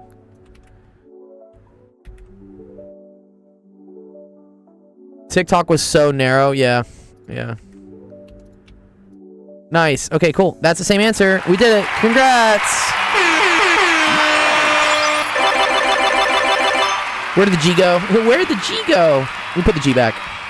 Well done. Nice. That's a fun question. Done. Okay. Whose was that? My R1 might be off? I don't think it is. No, we're good. Not after hours. Okay.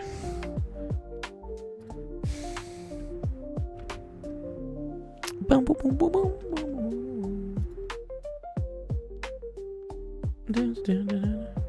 Do I know how to do Diffie Q? I do.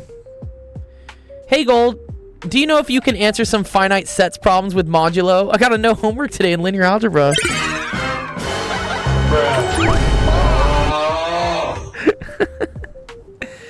I mean, you can submit it to the queue. I'll see if I get to it. I only got like an hour 20 left, but you know what happens, right? If I don't get to it, it gets put in our Discord anyways. I tag the math gods, and then if they feel up to the challenge, the math gods are merciful and they'll come through and help you. I would also recommend, Becky, do you follow Zach, either to iPie?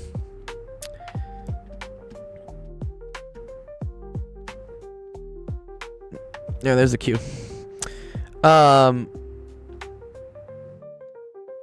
You don't actually. Oh, well, go follow Zach. Yeah, Zach is very smart. Zach is smarter than me. And also is Obi. Yes.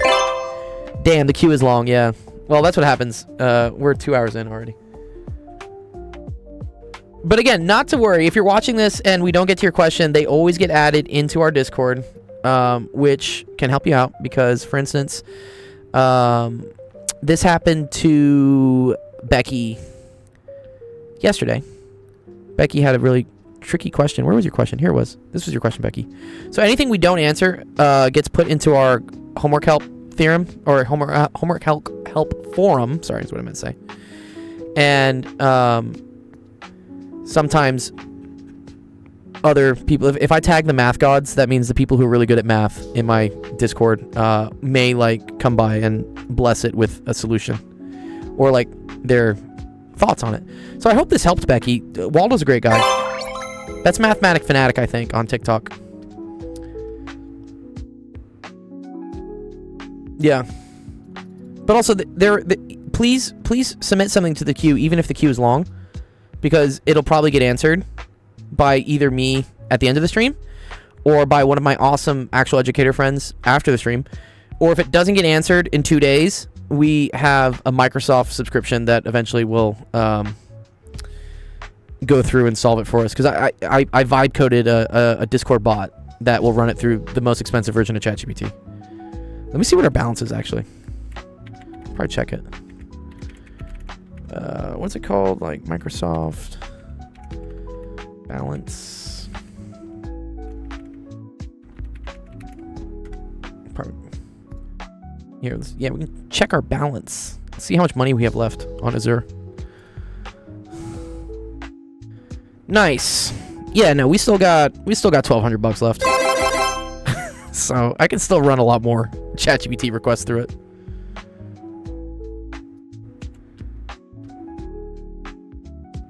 Yes, Arcase, how do I submit a question? So yeah, the website there is actualofficehours.com.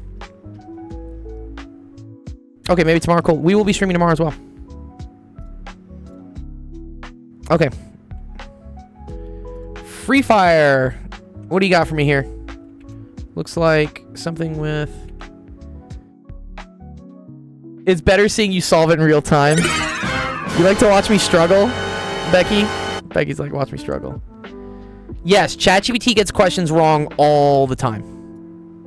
And it's actually really cool to see when it gets it wrong because it kind of reaffirms your confidence and like you know what you're talking about.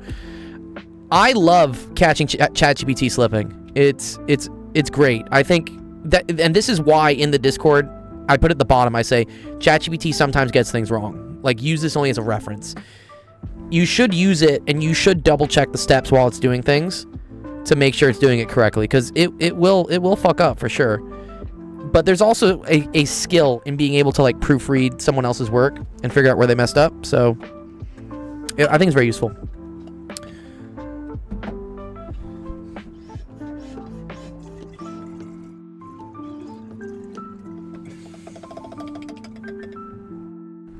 Okay.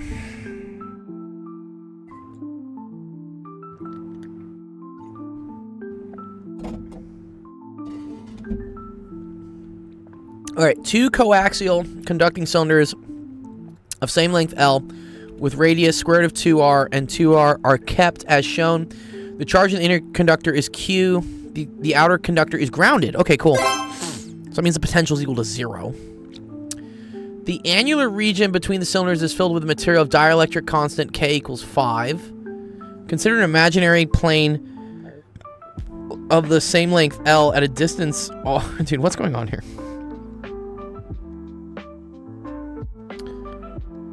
This plane is parallel to the axis of the cylinders. The cross-sectional view of this arrangement is shown in figure 2.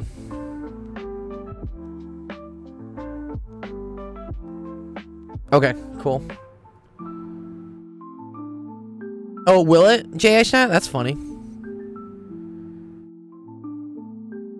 At least you do Albert's daily 4x4 inverse before you end the stream. Seeing you struggle with math problems is actually fun to watch your thinking. Yeah, no, it's cool. Oh, yeah. I like to say, you know, you can always teach people the right answer, but it's better to teach people the process of like how you attack things.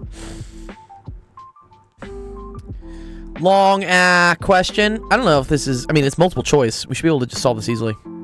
What am I solving for, by the way?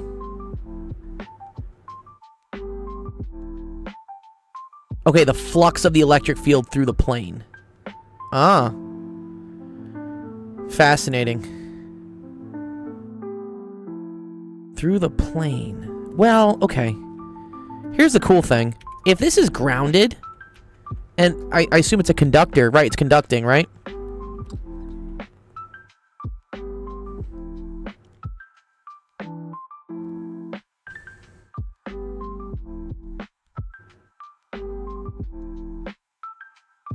The charge on the inner cylinder is Q, and the outer cylinder...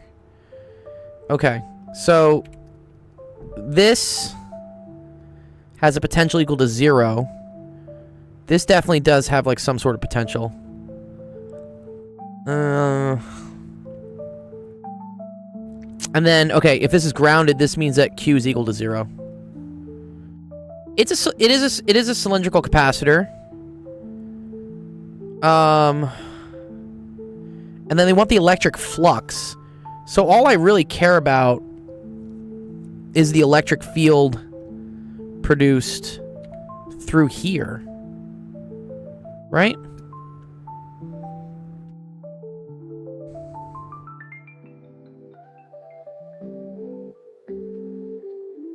Oh, and I think I get it. I get it now.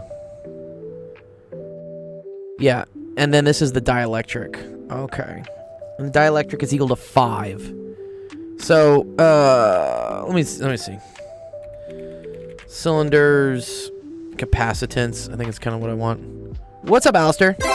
You're not late. You're still here, dude.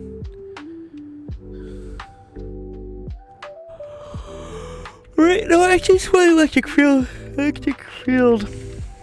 Capacitor. Cylinders.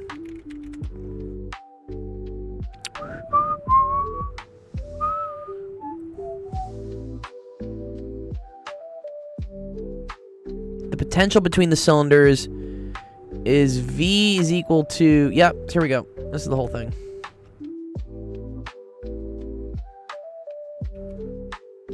I'm not gonna, like, rederive this. I think you can use Gauss's law to do this if you really want to. But this is literally the same situation, right? Right? This is at a potential V. This is at a potential V naught.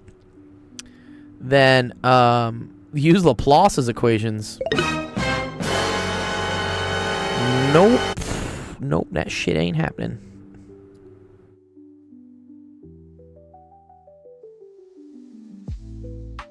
Dun, dun, dun. Okay. So then, this is the equation. I remember this. It's something with like LNs. And then we're going to have to do something with the dielectric. Oh, did it send you a warning in what? Were you posting a link too early because you just joined? Or, sometimes it gets mad at like swearing or something.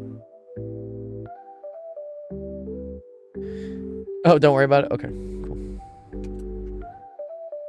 Oh, yeah, okay, yeah, posting... Oh, because you tried to post a GIF, probably. Yeah, that's okay. If you chat a little bit in the Discord, it'll remove that. That's always a temporary protection, because new people joining our Discord sometimes are bots, and I don't want them to just, like, spamming links. It's a police state over there. No, we try not to. We try not to be like that. Okay, I need something with the dielectric, though, right? That's the next thing I need.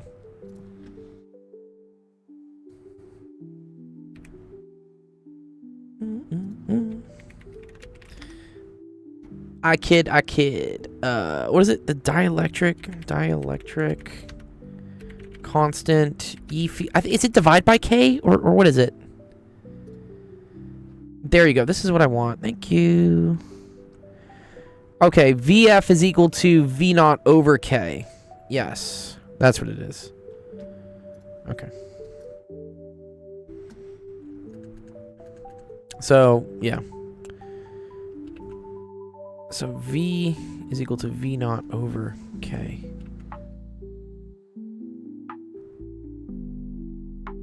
Finding electric flux is 0. Then if Q equals 0, well, Q equals 0 here, but there is definitely Q here, right? So, so you do still definitely have a, yeah, it's not just KQ or R squared. This is a complicated geometry you have to do to figure out the potential of like two cylindrically symmetric conductors with charges. This is what you eventually get. Is it? And that's the potential in between A and B. And so here's what I kind of want to say. I don't think there's any E field here. Right? Because they said this is also like conducting, right? So I don't think there's any... And they said they're conducting cylinders. And because they're conductors, right, that means the charge only lives on the outside. But that means the E field on the inside is 0. So none of this actually contributes at all, right? But there is electric field here, which is related to this equation, right? And that electric field is radial. So then, I guess what's going to be interesting here is to try to define,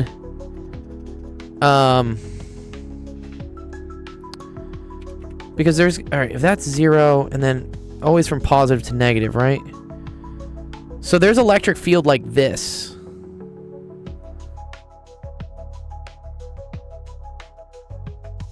And the flux, right, is the amount of this that's perpendicular to this. Oh, wow.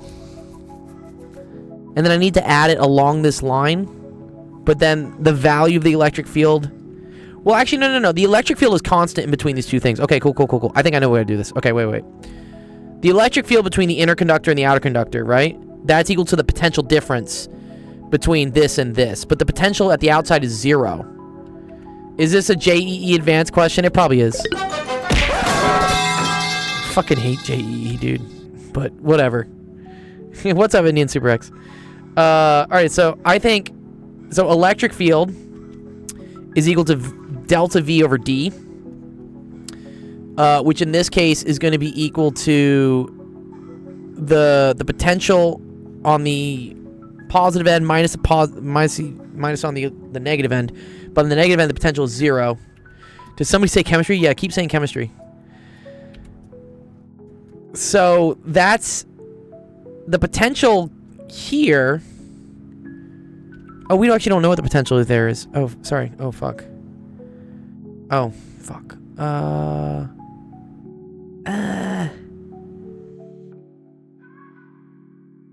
Wait. I just need to know the capacitance then. Oh, yeah. Wait. Q equals VC, right? So V is equal to Q over C. I know the charge is Q. I need the capacitance between two of these. Yeah, no, rho in this case is R. This is R. I don't think this is actually really necessary. Well, actually, no, yeah, it shouldn't be. Electric field should be constant.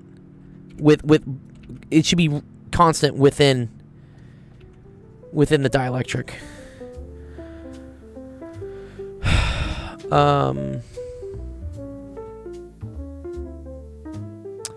Yeah, then what's the capacitance of 2? Capacitance for 2 conducting cylinders. I know there's an equation somewhere. There it is. Yep, that's what I want.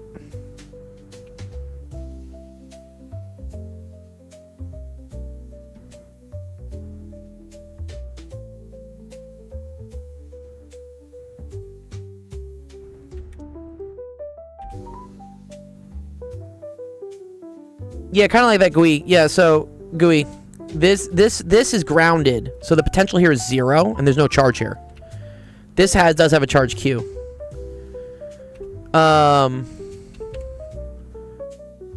So this is capacitance. So C is equal to 2 pi epsilon naught, and then if they said K is equal to 5, K I think is equal to epsilon R over epsilon naught.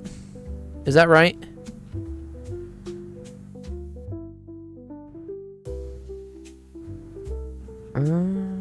Or is it epsilon naught over R? Sorry, what is K?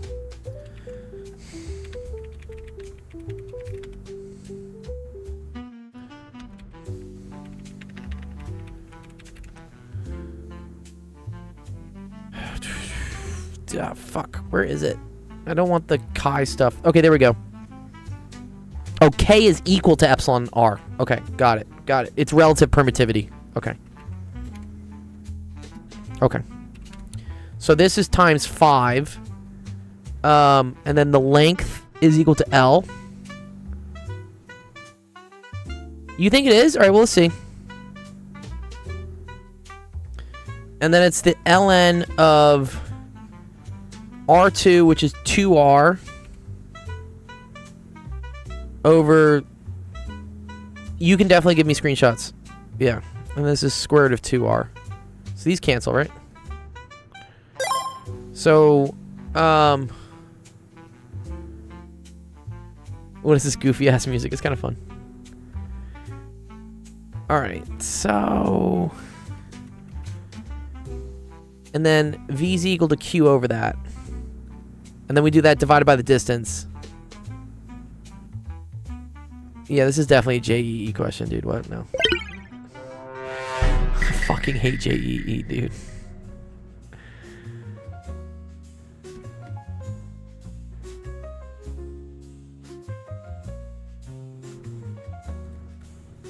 Yes, I can definitely show law sines and cosines.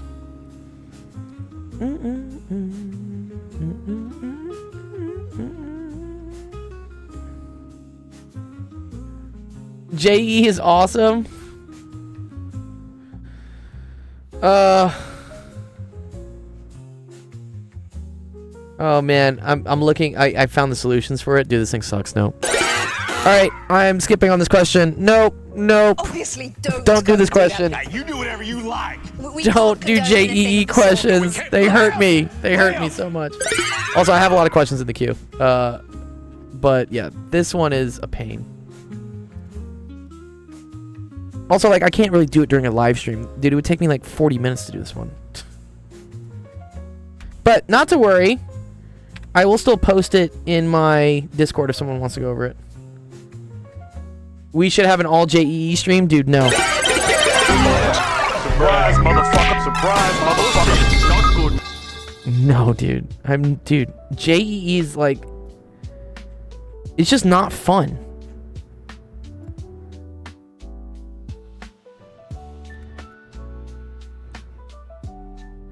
Yeah, I forgot that, like, anyone with, like, an Indian-sounded name who's submitting me physics questions is probably submitting me JEE, which I just don't like doing it.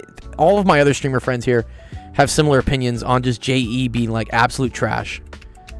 For education. It's great for selecting, like, what 0.1% of the population is going to escape poverty, and I get that purpose of it. But for, like, getting people involved in math or science, it's just brutal. It's just scary. It's monotonous. It's time consuming. It's just like, it's not fun. Yeah. They do solve it in an exam. Yeah, they definitely do. And again, they have to because there's a billion people competing. But for the average person who wants to get involved in physics, seeing JEE is just like, it's overwhelming. It's too much. To me, it beats the fun out of physics. That's what it does. It's just like, hey, do you like physics? Well, now you don't.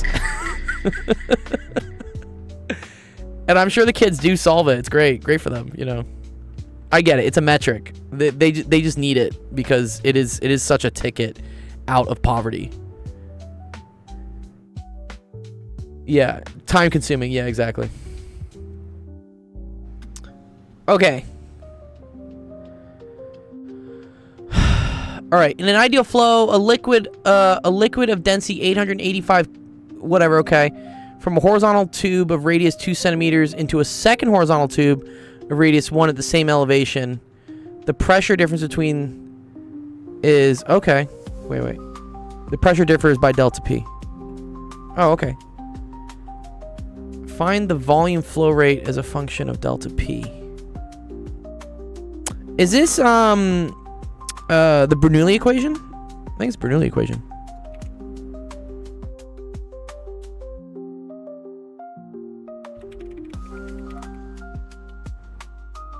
So JC says, yes, the actual exam is monotonous, though, because I believe you're expected to just memorize a million results like those and just plug stuff in. Yeah. Yeah, that's what I'm talking about. It's just fucking brutal. It doesn't really teach you how to think. It teaches you how to hate. Just teaches you how to hate physics. Okay, this is Bernoulli's equation. Yeah, exactly, JC. I agree. Yeah, I should put a ban on JEE questions. I usually do. Whenever I see someone and they say, "Do you do JEE?" I'm like, "No, I don't." Exactly. That's how the education system works to sift people out. Yeah, that's what they have to do. There's too many people that are trying to escape being in really shitty situations, and so the only way they can do that is to make an exam that is so brutal that it really selects for like who is willing to memorize all of the solutions to all these like ridiculous physics questions.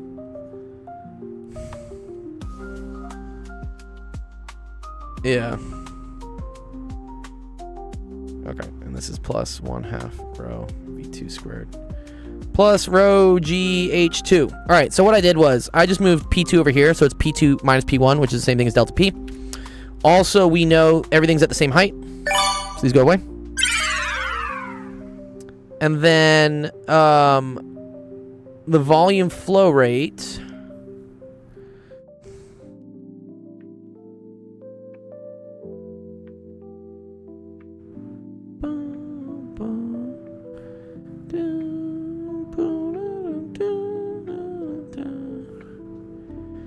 Ooh, okay.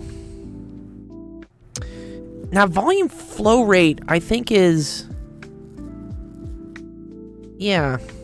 That's going to be area times velocity. Right? Yes? And so, I think there's another equation here that says, like, A1V1 equals A2V2. Right? This is conservation of... Yeah. Okay. I think I get this.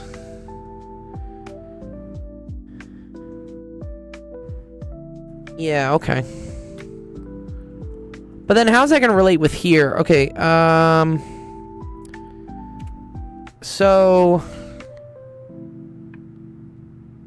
I guess I can move this over, right? No, I actually want to do it the other way. Let's move that over, okay. So 1/2 rho v2 squared minus v1 squared is equal to negative delta p, right? And then I think volume flow rate is A1V1.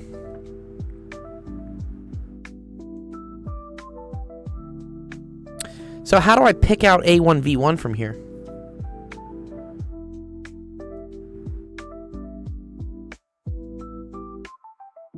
Oh, I guess. I think I see. I think I see what happens here. Wait. So wait, v2 squared is equal to v1 squared. Sorry, is equal to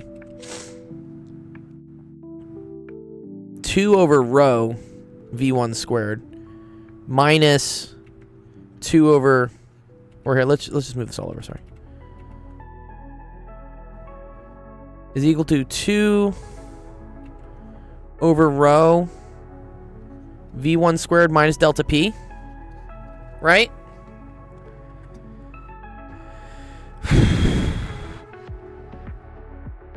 And then I just need to figure out what A2V2 is. So then A2V2 is equal to what is that? 1 centimeter. Okay, so pi 0.01 squared v2. But then v2 is equal to all this.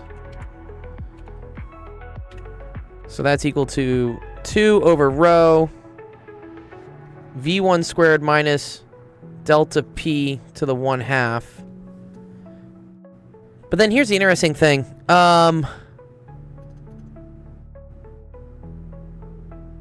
I don't have any velocities. Find the volume flow. I mean, this is a function of delta p, but it's also a function of v1 squared. Which v1 squared is a function of a2 v2, right? So v1 squared is equal to a2 v2 over a1 squared. But man, how am I gonna get that out? Okay, so maybe we set this equal to so let's set this equal to z, because this is the thing I'm solving for. So it's equal to z squared over a1 squared. Okay, so then let's square this. Square both sides. Z squared is equal to pi times 0.01 squared. And then this is 2 over rho. And then v1 squared is equal to z squared over a1 squared.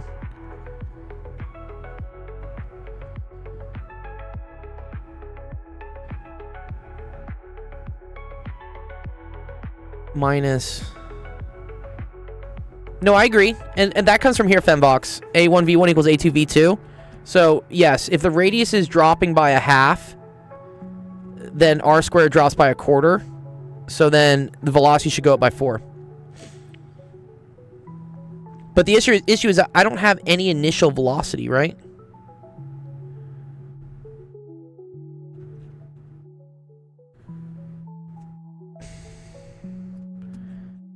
So this is not z1. So z squared. Thank you. Thank you. Squared. Or here, let me just, sorry, yeah. Thank you so much, jokes. Squared. Let's do that. 2 over rho, z over a1's, so it's z squared over a1 squared minus rho. Okay. And then we're solving for z here. This is just fucking ugly, dude. Okay.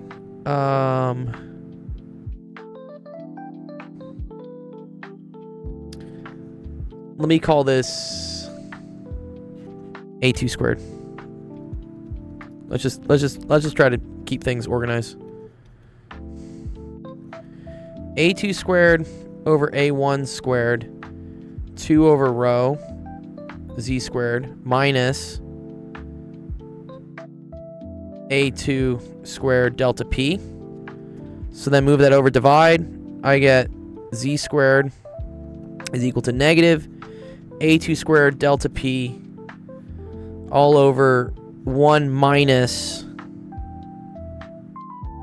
a2 squared over a1 squared 2 over rho. Right? Oh, and then we already know what a2 minus a1 is. a2 over a1 is a quarter. So then it's a 16th.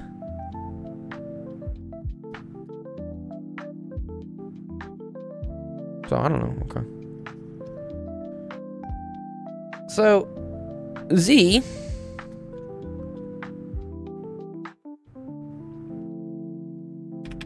oh man, this is just nightmarish. Why do I get back-to-back nightmare questions? Y'all are hurting me. Also, it's negative. I don't like that.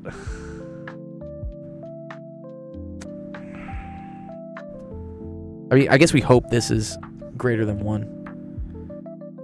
But I don't think it is.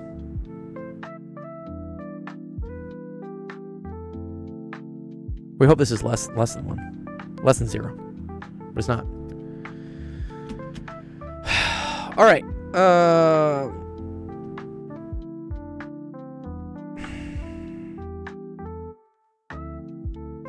Thank you. There are easy ones in the queue after this. All right, I'm throwing this in chat. Just throwing it in chat real quick. I'm like technically correct, but this is probably not the right way to do it. So let's see the right way to do it.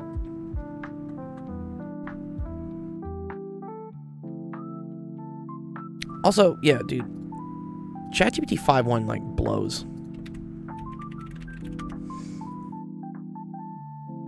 Let's see. Okay. Yeah. Yes, this is what we did. This is exactly what I did. Okay. Oh, very cool. Yeah, look at this, dude. What? Yeah, this sucks, bro. What? Okay, so I was doing it the right way. I was, right? Dude, why? Yeah, look at this. There's the 1/4, right? There it is. Oh, man. Square root of 32 over 15?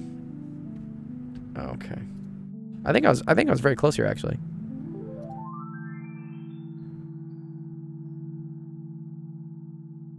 Although I think I had a negative sign wrong here somewhere, right? They kept everything in terms of V2 as well, which is okay.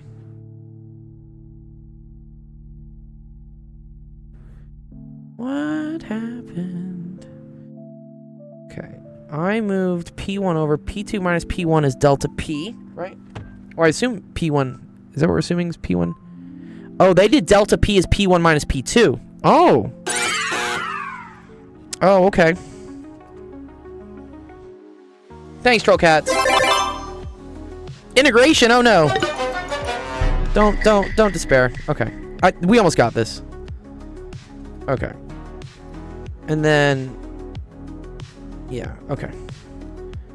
So, negative pi r2 squared delta p. And then this is all over 1 minus 1/16 2 over rho. Is that what they got?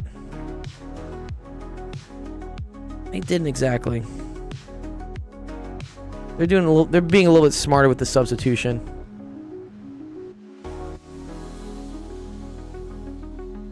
Where did I fuck up the 2 over rho on? Actually, one sec. I'll be right back because I need a quick break to get a snack, and we will come back to doing this one. I'm close. I know I'm close on this one.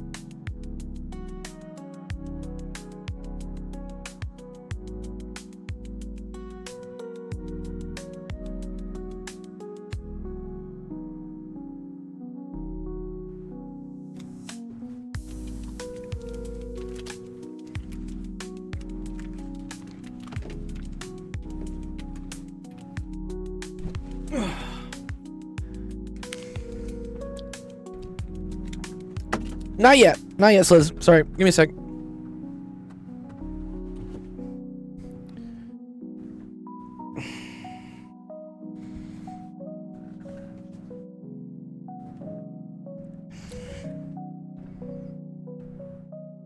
I just need a snack. I was dying. Like I can't do math this hungry. Okay. All right, let's vibe. I think we're gonna get this. Okay.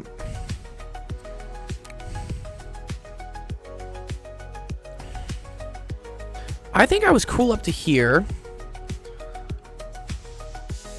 Let me get rid of this. I think this is all garbage. This is okay though. And also, I feel like delta P should be P2 minus P1, not P1 minus P2. Right? Delta's usually final minus initial.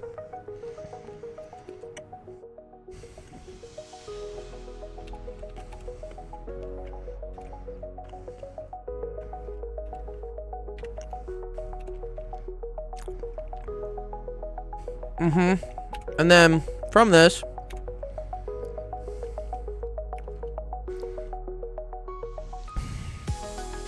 A2 over A1 is equal to a quarter. So V1 squared is V2 squared over 16.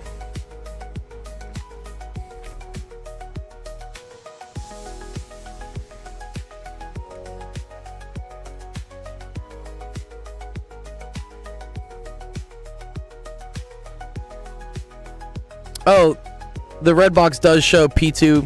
I mean, that's if A2 is less than A1. Oh, and V2 is greater than... Okay, yes. You're right. The red box does show that. Yeah. I agree that it's negative. Okay, so that... But still, delta P should usually be written as V2 minus V1. Because it's usually, like, difference in pressure from going from 1 to 2. Yeah. Okay, cool. So I think right here we're still good, right? Yeah. So I let that go over, and then I did this 1/2 row V2 squared minus V1 squared. Wait, we had a stream? We do have a stream, dude. Have one right here. Right now. And then V1 squared is equal to V2 squared over 16. Cool. All right. So then V2 squared is equal to 2 over rho V2 squared over 16 minus delta P. So then I'm just going to multiply through. So that's, yeah, I think and the 1/2 makes sense, right?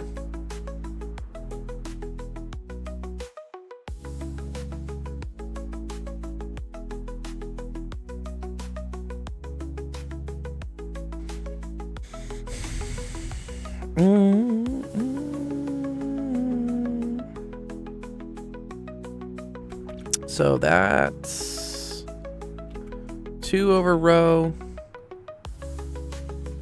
V2 squared over 16 minus 2 over rho delta P V2 squared.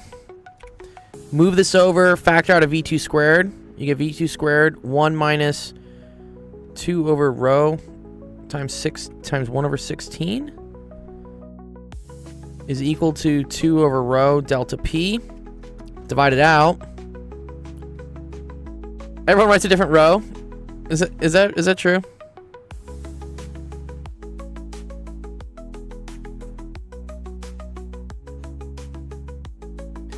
And then I think what I'm going to do here is I'm going to multiply through by 2 over. I'm going to multiply through by rho over 2. It's just going to make life easier, right? So now this is equal to delta P over rho over 2 minus 1 over 16 equal to V2 squared. That looks pretty different than what chat got, though. Fluid dynamics.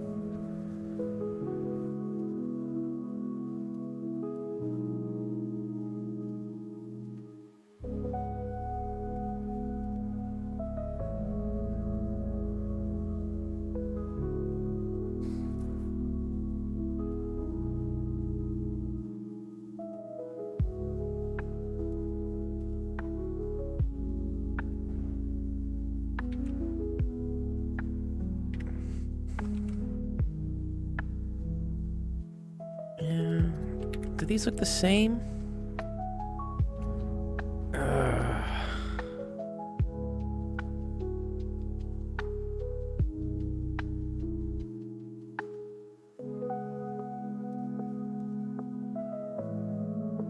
I get 7 over 16. And I get rho minus 1, dude. What am I doing wrong here?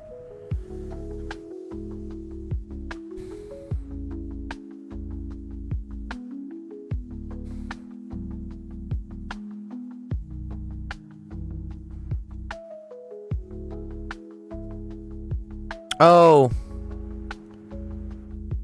I see what I did wrong. Yeah, I moved the V1 over before multiplying. Ugh. Algebra. Algebra. Tricky algebra. Okay. Let's just do it this way, okay? Sorry. This is 1/2 rho.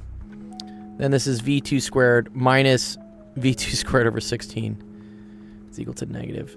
dp, good, right, awesome. 1/2 rho.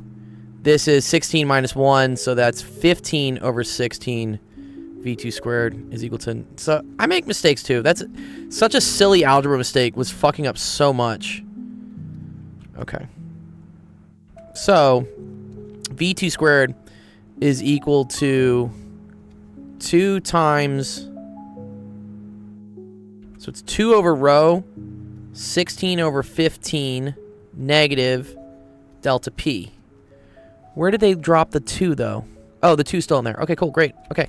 So, yeah, so V2 is equal to the square root of 16 over 15 negative 2 delta rho, delta P over rho. My man. Cool. That's what they got. I agree with that. And then if you want flux, though, or you need, so, what is it, volume flux is what they want? Volume flow rate. So Q2, which is A2V2, that's going to be equal to pi R2 squared, which is pi times 0.01 squared, times all this. Cool. Nice. Good job. There we go. Okay, good. That's that. Thank God. Even... So this is funny that this got marked wrong. So I don't know if this looks like some ancient ass software, if it's actually going to be able to recognize this whole thing in symbolic form. I don't think it's going to. But okay. Estimate the volume flow rate, just plug in. And I'm not going to waste time plugging in, but here, I'll get you what chat says. Kind of assume it's right, maybe.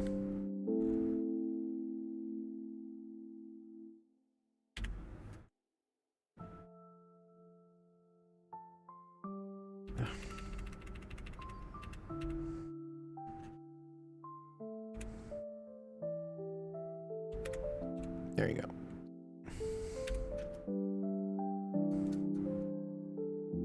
That's B, and then what was C?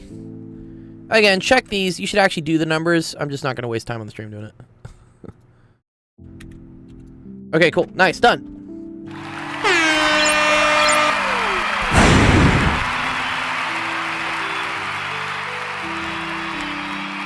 Well done. Well done. My God. Whose was that? Thor. Thank you, Thor. It seemed easy at first, but like one little algebra mistake just led me down a fucking tunnel of hell. Which again, this is why AI is great, because first of all, I got AI to verify that my approach was correct, but that my algebra was wrong. I was like, okay. That was not Navier-Stokes. They are related though. That was Bernoulli's. All right, next one up is from Willie. Love this. Or do I love this? Or am I gonna regret this? This is why I wouldn't like future math as much as math now. Yeah.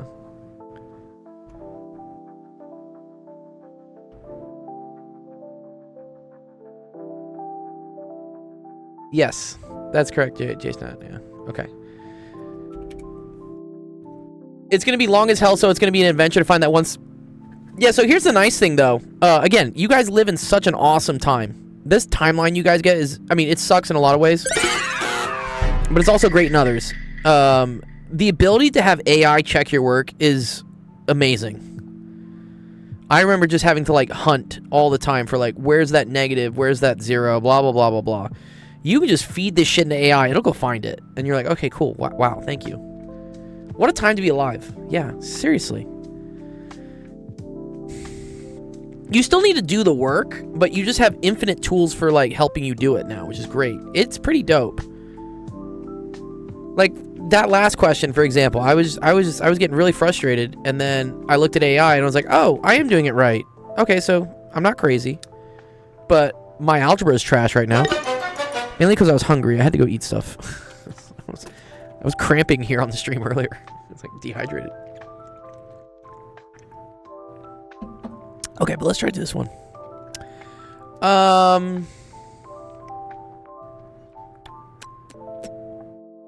Could this be integration by parts? Can we make this integration by parts, maybe?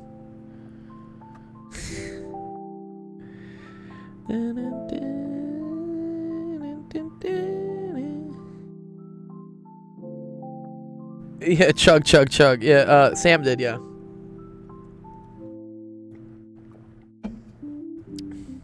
USub only. I don't know if USub really works here, though. Oh, it does, actually. Good job. I remember how this works. This is actually a really cool one. I think you say U is... Oh, man, how do you do this again? Yeah, I think U is equal to 1 plus 2x. Right? So then du is equal to 2dx. But then x is equal to 1/2 u minus 1. Right? If I rearrange it. So, I'm not going to put the bounds on it right now. So I get 1/2 u minus 1. No. Well, yes, actually, no. Yes. And then this is u to the negative 1/2. Right? And then this is like du again over 2 again. So you have a quarter integral of u to the 1/2 minus u to the minus 1/2 du. Right, if I distribute this in, this is the same thing as u to the 1. U to the 1 times u to the minus 1/2 is u to the 1/2. Minus 1 to u to the minus 1/2. Cool. So then you get a quarter. And that's going to be, looks correct. Thanks, Psycode. U to the 3/2, 2/3, minus u to the 1/2 times 2, right? Because you divide by 1/2. Okay, cool. And then we substitute in that u is equal to 1 plus 2x. So I get 1/4. 2/3 u plus 1 x, or sorry, 1 plus 2x. So 3/2 minus 2, 1 plus 2x to the 1/2, and now I can go put my original bounds, which were 0 to 4. Okay. So that's a quarter times 2/3.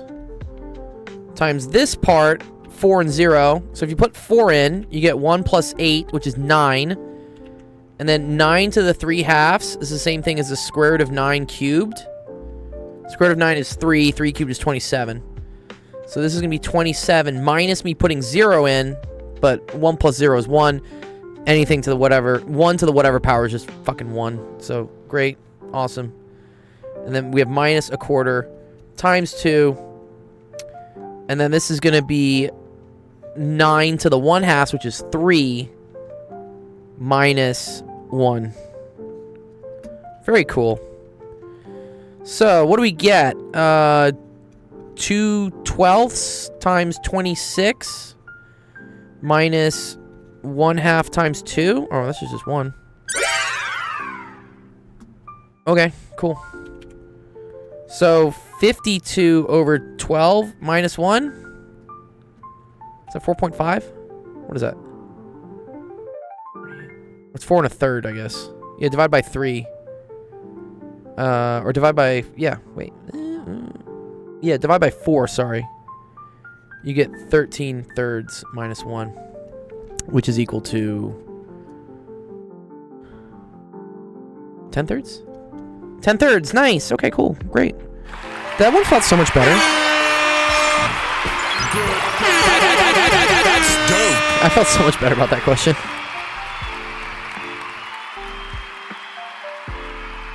Raven says 2. What's the 2 for? 10/3, nice. Oh, yeah. Yeah, okay.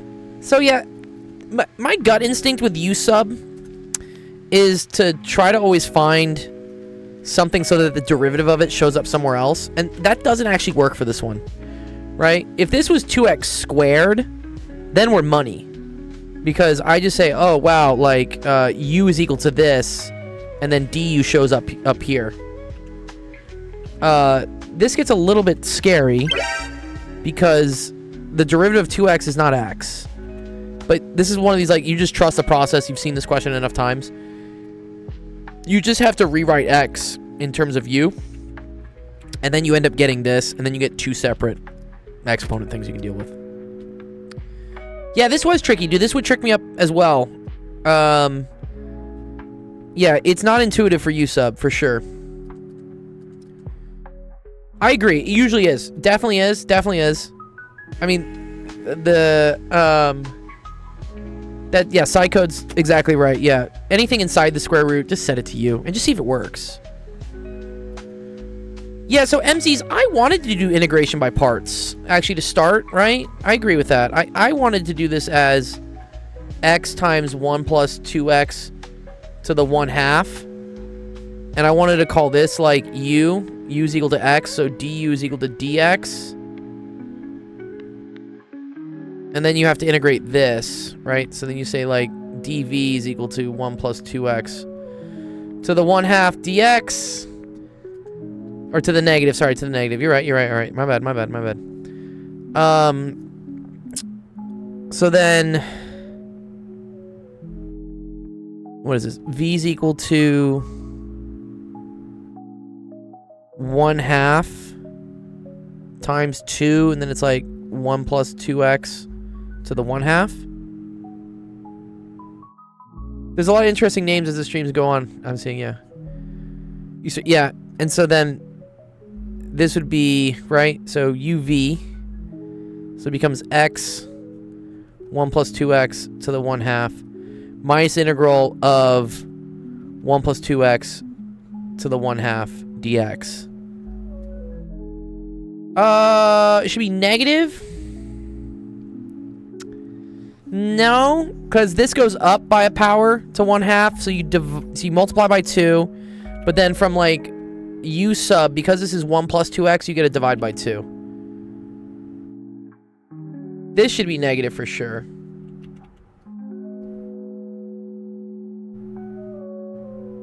Yeah, the YouTube stream is definitely set up for phone. That's how the algorithm works. Dude, trust me, like, I've published things in horizontal and in vertical on YouTube. Vertical wins every day.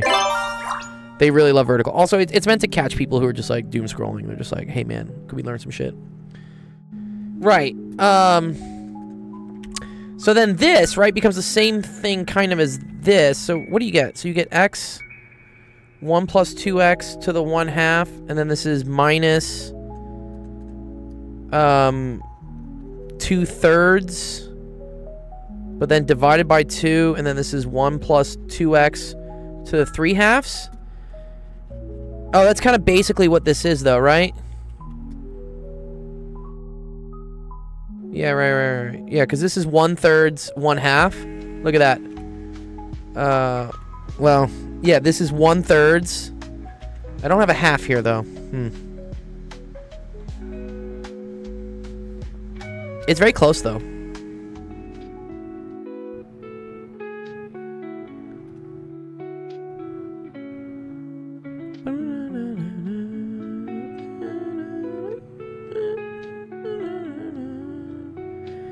Maybe you're alright with the negative, though, MZs.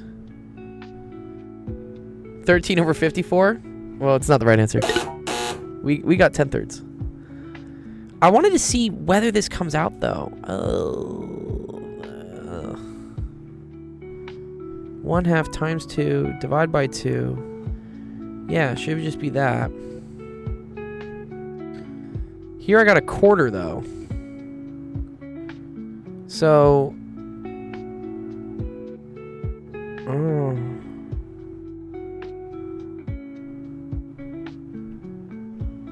You're integrating DV. I think something went wrong there. Yeah. Yeah, this integral. Wait. Integral of 1 plus 2x to the negative 1/2, right? You say like u is equal to 1 plus 2x. So you end up getting a 1/2 u to the minus 1/2. So that becomes u to the positive 1/2 times 2 divided by 2. I think you should just get u to the 1/2. We got 10/3. Joel says negative 10/3. Okay, so now I'm starting to think maybe there actually is a minus sign wrong somewhere. Because that's kind of what I get here.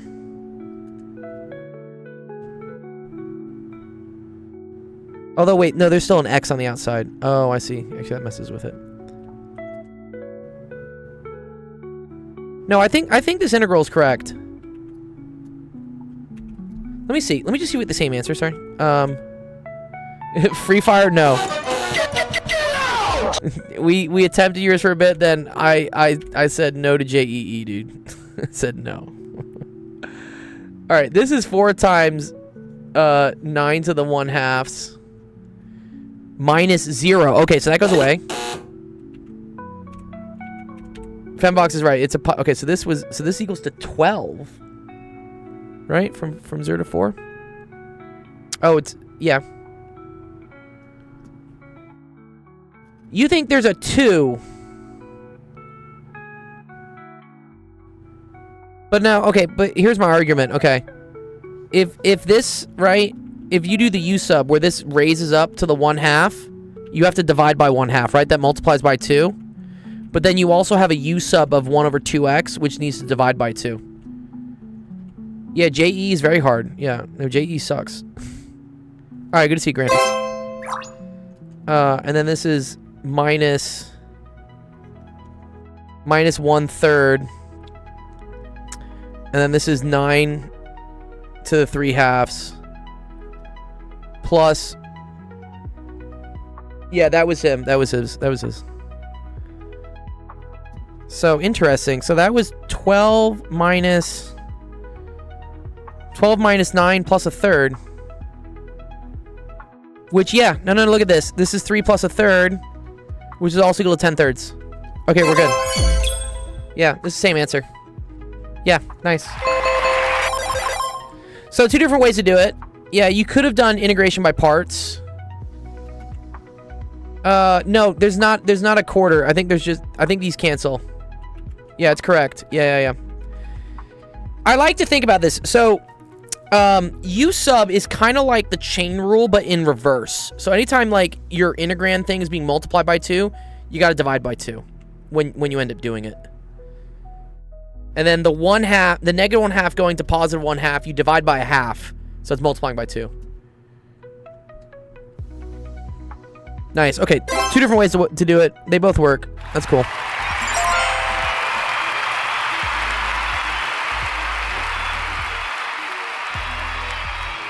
Well done! Well done!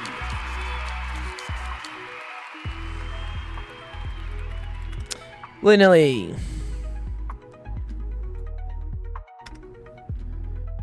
Yeah, no, I appreciate the question though. They're fun, man. They're cool questions. You guys ask really good questions. I appreciate learning.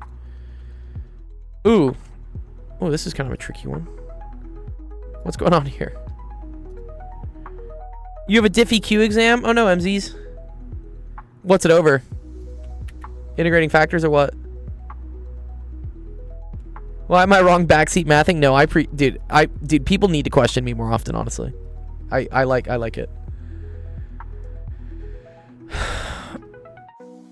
UU dots. Ooh. The houses are arranged in a 3x12 grid as shown in the figure. That is, the village has 36 houses, one at each grid point. A house is located in row I in column J. Oh, great. Okay.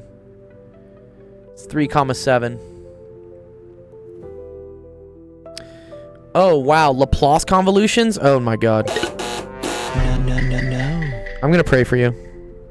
I'll pray for you, MZs. It's actually pretty easy. Okay.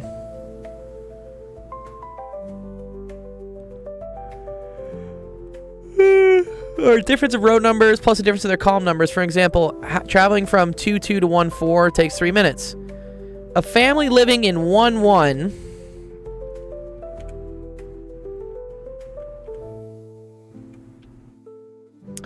wants to visit all the other houses and return to their own home. They use the jet for, dude, what is this, Taylor Swift, like, going around, what? Dude, what's going on here? Taylor Swift is using a jet to travel between the houses? Y'all seen those memes, right?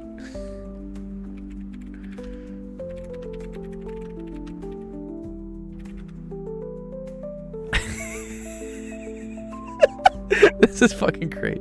Taylor Swift going from one side of her plane to the other side of her plane.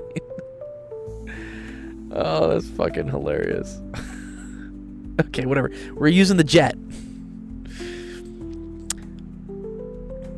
Find the minimum possible total time for this process. Okay.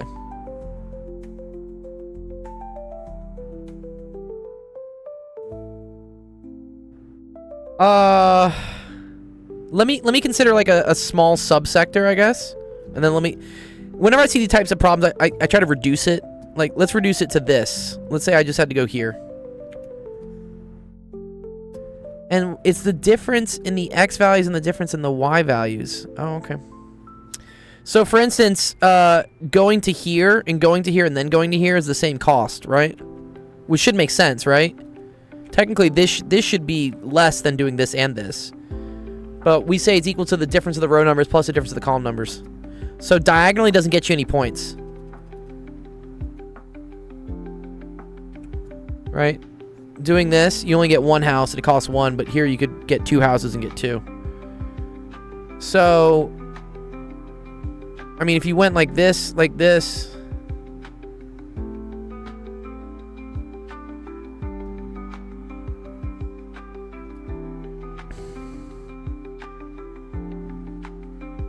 is there a 2 on its site code?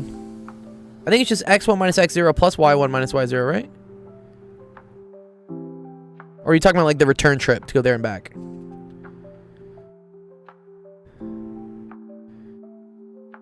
Good. Okay. So I'm assuming if you went here, went here, went here, went here, went here, then you'd be good. But then this, and so what is your x1? Yeah. If you went to there and back. Okay, so there and back would be that. There and there.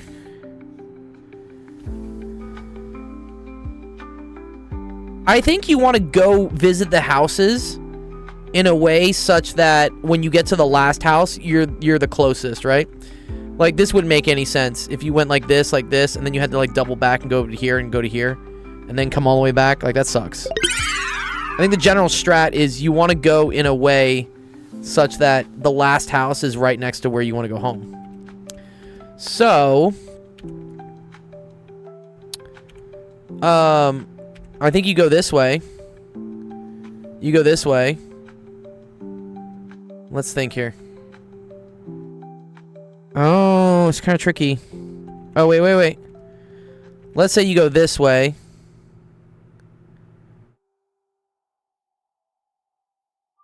And then this way, this way, this way, this way, this way. Right? Is this kind of like what you have to do to Snake? Because you basically just want there to be... So the minimum time to hit a house is at least 1, right? That's the lowest that you can do.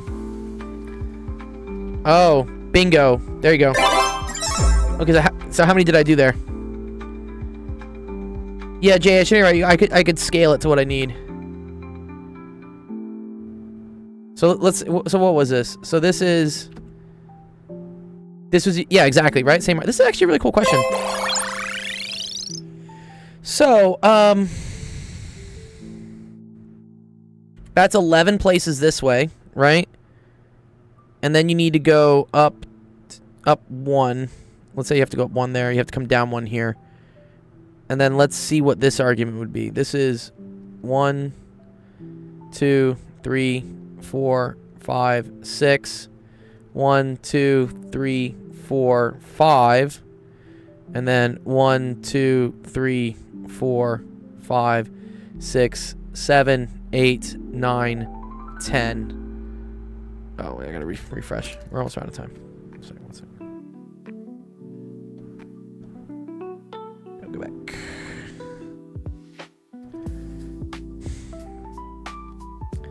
And what is this? This is 11. And this is 12. Okay, so you're gonna have 12 of these. Exactly, 36 is the least, right? Yeah, okay. So that's 11 plus 2 plus 6 plus 12 plus 5. Which is 19, 31, 36. Beautiful. Very cool. Cool question, by the way.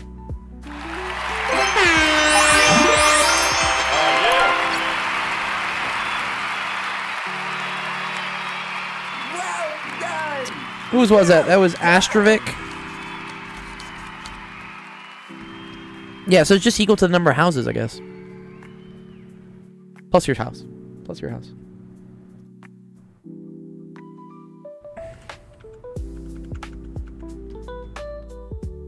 Alright, mark that as done. These have been much nicer. These questions have been kind to me. I'm having a better time with these. Again, if you're just reaching us, there's a website, www.actualofficehours.com. There you can enter your username, submit a screenshot of your question. We'll try to go through it in the stream. I know we only have 10 minutes left, but not to worry. If we don't get through your question, it'll get added automatically to our Discord, so make sure go here to join our Discord, and then someone will answer the question in the Discord, whether it's one of my awesome friends and actual educators or a ChatGPT bot we designed. And then if you want to figure out the other times we're streaming, click here on the streaming schedule, and you can see all the other great schedule programmed Twitch streaming events that are here. So go check them out. Let's see what the next one is. So in the queue, so if I click here on queue, let's see what the next queue question is. It's from Equity. I like this. This is nice. You guys are giving me some beautiful questions here. Yo, what's up, Teacup? Yeah, the upgrades are real. Yeah, we stream vertical now. Skitsy, which question is yours, by the way? Oh, is this one? Is this yours right here? Let me do equities real quick, and then I will do yours, because I know you've been waiting for a while. You just want this one right here? Yes? Okay, cool. I'll let you skip, just because you have been waiting for a while. But let me do equities first real quick. Gold, please. I got you, dude. Just give me a second. Let me do this. Okay, two similar right triangles. The ratio of the perimeters is 3 to 5. If the area of the smaller triangle is 81, what is the area of the larger? Ooh. Interesting. This is kind of a cool question.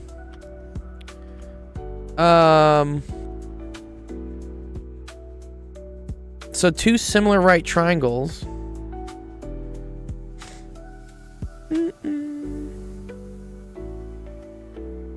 It might be mn plus 1 if m and n are both odd. Oh, is that for the other one that he asked? Okay. So what? This is also a similar triangle, right? Assume it's like that.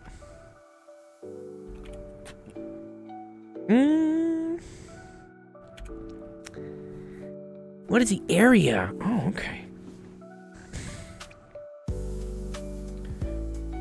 So let's say the black one is side A, B, and C. And the green one is like D, E, and F. Okay, so that means D plus E plus F over A plus B plus C is equal to 3 over 5. That's the perimeters. And then the area... Oh, that's cool. The area of the smaller one is 81. So I know that DE is equal to 81. And so now I want to know what AB is equal to. Ooh. And I also know relationships, actually, between A, B, and C, right?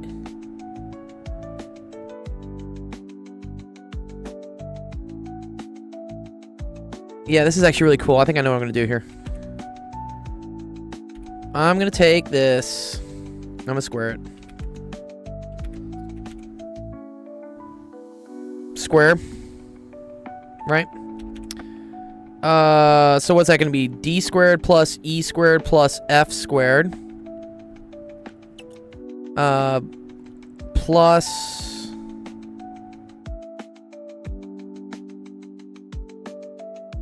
Plus, is that 2DE? Am I gonna get 2DE? Is this like 2DE plus 2DF plus 2EF?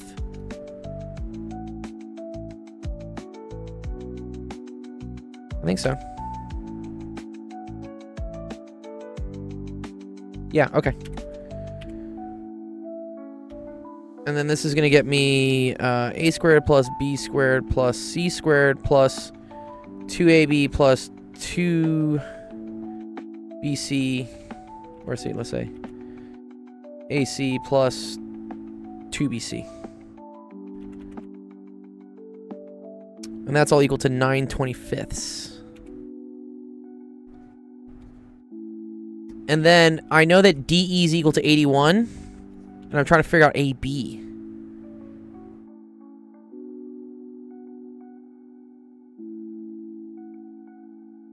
Yeah, it's okay. If I don't get to the questions in the time, they'll get added to the Discord.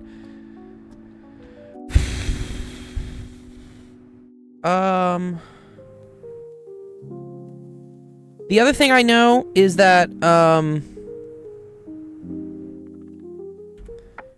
A squared plus B squared is equal to C squared. And then also D squared plus E squared is equal to F squared.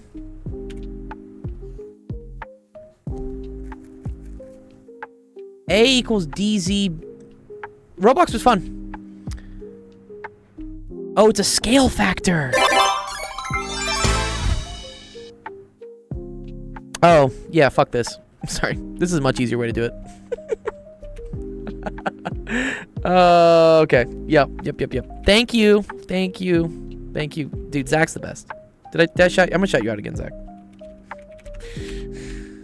Just thank you for saving me so much time here. Okay, yes. This is equal to a factor. A plus B plus C is technically ZD plus ZE plus ZF. Because if they're similar triangles, the side lengths are a multiple of the original side lengths. Okay, so then we get D plus E plus F over Z D plus E plus F is equal to 3/5. That cancels. Cool. So Z is equal to 5/3.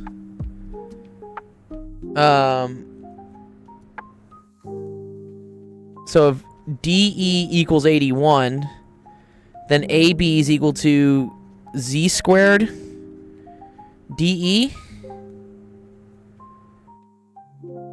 Okay. So AB is equal to 25/9 over 81. Which is equal to 2250. I get that right? Yeah. Wait, no. 225. Yeah, nice. Dude, I wanted to do all this. This is not the right way. Okay. Good question, Equity. 25 times 9. Yep, nice. Scale factor.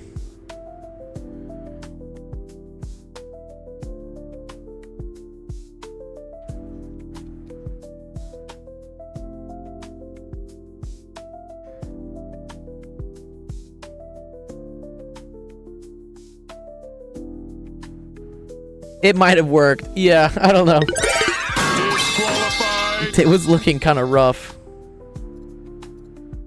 Okay, nice. Good question, Equity. All right, last question of the day. I'm going to help you out, Skits.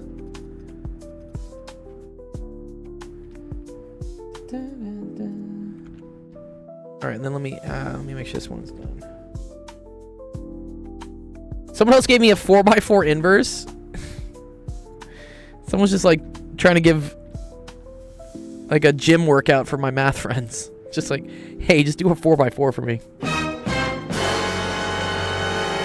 We hit 2100 the other stream. Q Mathematica, exactly. Yeah, like ain't nobody got time for that, dude. Yeah, right. All right, sorry. Let me save this. Did I save this? Sorry, downloads. Equity. Yep.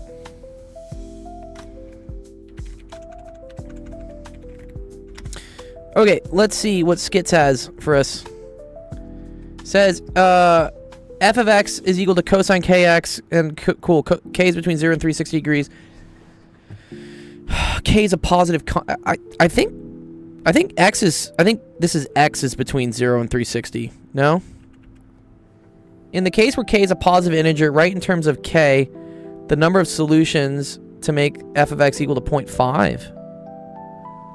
When k is a positive integer. So I love how it says gold, actually, by the way. What? Good job. Do we think this is a typo, though?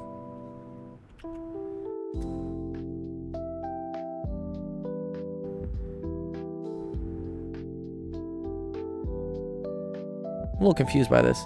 Okay, well, cosine of, let's say, z is equal to 1/2 when z is equal to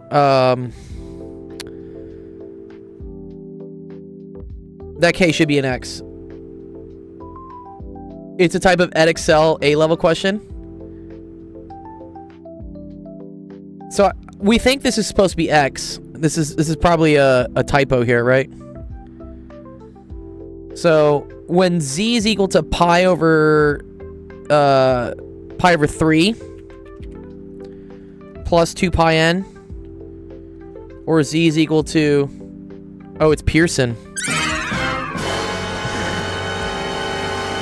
or z is equal to 5 pi over 3, right? Is that right? Yeah, 5 pi over 3 plus 2 pi n. Edexcel. Oh god. Okay. Does this make sense, Skits? Right off the bat, right? Like, you need 60 degrees here for the cosine of that to be equal to 1/2. And so that can either happen here, or it can happen here, which is like negative 60 degrees, which is the same thing as 5 pi over 3. We're stuck in part C. Okay, given that the equation f of x equals 0.5 has exactly 3 roots, state the range of possible values of k. Okay. Exactly 3. No. Yeah. The Darth Vader one, maybe, right? Yeah. Okay. So, multiplying by k. So if k is equal to 1,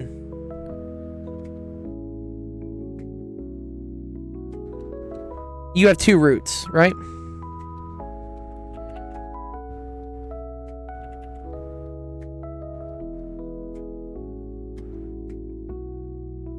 Oh, the no one? No. Oh, I'm sorry, Ain. Actually, what's up, Phenomenon? What's up? I know. It's... Albert, was that yours, the fucking 4x4, dude? This is funny, dude. That Edexcel, dude, this thing is... It's kind of annoying, honestly. What? Okay. If k equals 1, that means there's 2 solutions. if k is equal to, if k is more than that, okay, then you can go around one more time, I guess, right? Yeah. Okay, if k equals 1, you have 2 solutions. If k equals 2, you have 4 solutions. Reason being is that now going from 0 to 360 in terms of x actually gets you from 0 to like 720. So you can go around twice.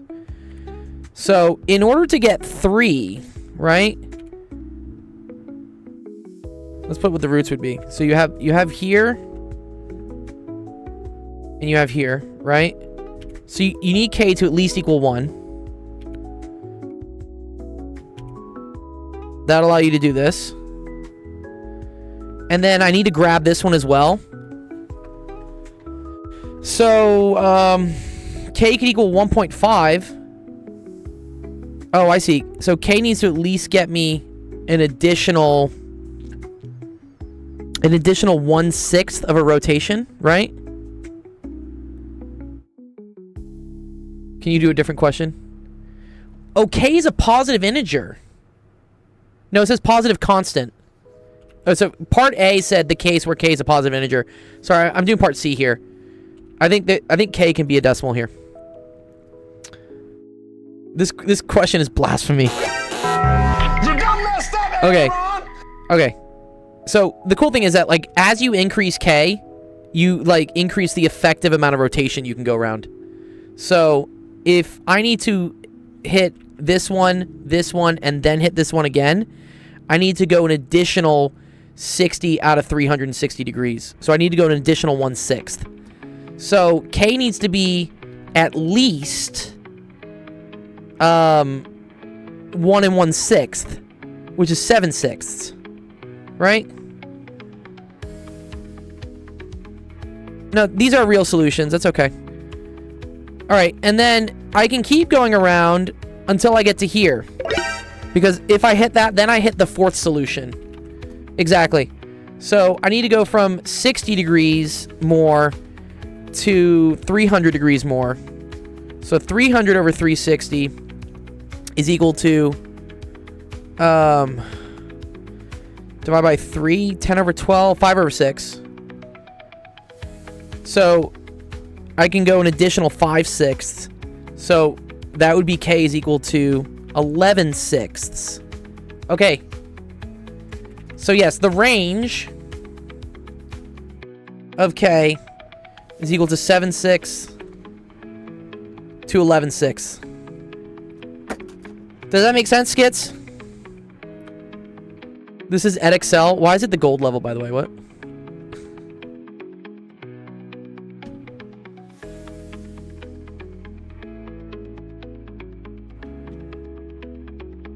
Let me check the answer 1 sec. Okay, waiting. We'll wait for it. Whoa, whoa, whoa. Oh la la. Oh, well. King in the castle, king in the castle. Have a chair, I have a chair. Oh, go do this, go do this. King in the castle. Whoa, whoa, whoa. We're still waiting for Skitsy to check. Oh, king in the castle, king in the castle. Have a chair, I have a chair. It says it can equal 7/6. Yes. Yeah. Sorry. It can equal 7/6, but it can't equal 11/6. Yeah, sorry. Yeah, it has to hit this one for 3, but then you want it to not hit this one.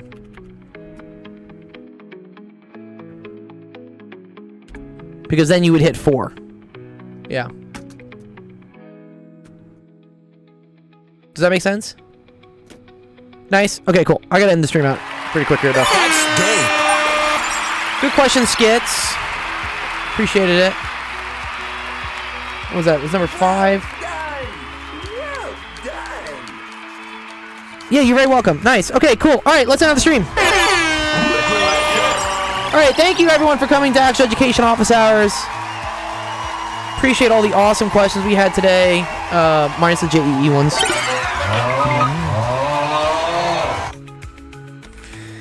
Yeah, awesome. Again, if you just found us on any of the other platforms and you haven't like seen us before, we do this 5 times a week. So make sure to go to the website. It's called actualofficehours.com. And there you can see that we have a calendar. I'll show you. Right here. And on that schedule, you can see all the other awesome times. Do another question for the sport. Unfortunately, I have to go. Like, I have other students I have to teach right now. But we will be on tomorrow. So tomorrow, Zach's going to do math chat on a topic. So that's cool. I think he's doing Laplace transforms. So make sure, go check him out on Twitch tomorrow morning. And then we will also be helping out with math and science questions tomorrow afternoon. Also, make sure to go watch us, follow us on Twitch, follow us on YouTube, join our Discord if you want to, all the answers to everything we did today will be posted there. And anything that I did not get to, because I know there's still a couple questions here, these will get put into our Discord, and other people might choose to, tackle them. Or at least we'll have an AI bot go through them in 2 days. Great. Okay, if you're watching us on Twitch, we're going to go raid someone real quick. It's our way of showing support to other people who stream on Twitch. So let's see what we got. Who are we gonna go raid? Who's on right now? Following. Robineering. Some co-working. Dude, I met so many cool people. I met this person, Trash. They're really cool. Trash is a really cool person. Curly's playing video games. Wicked. Building a sketchy e-bike using entirely Temu parts. This sounds dope. Yeah, you guys want to see this? This sounds cool. Okay, go check out this streamer. I guess they're trying to create something. They got a lot of people on it. All right. That being said, I hope you guys had a lot of fun. We will see you guys tomorrow. Peace.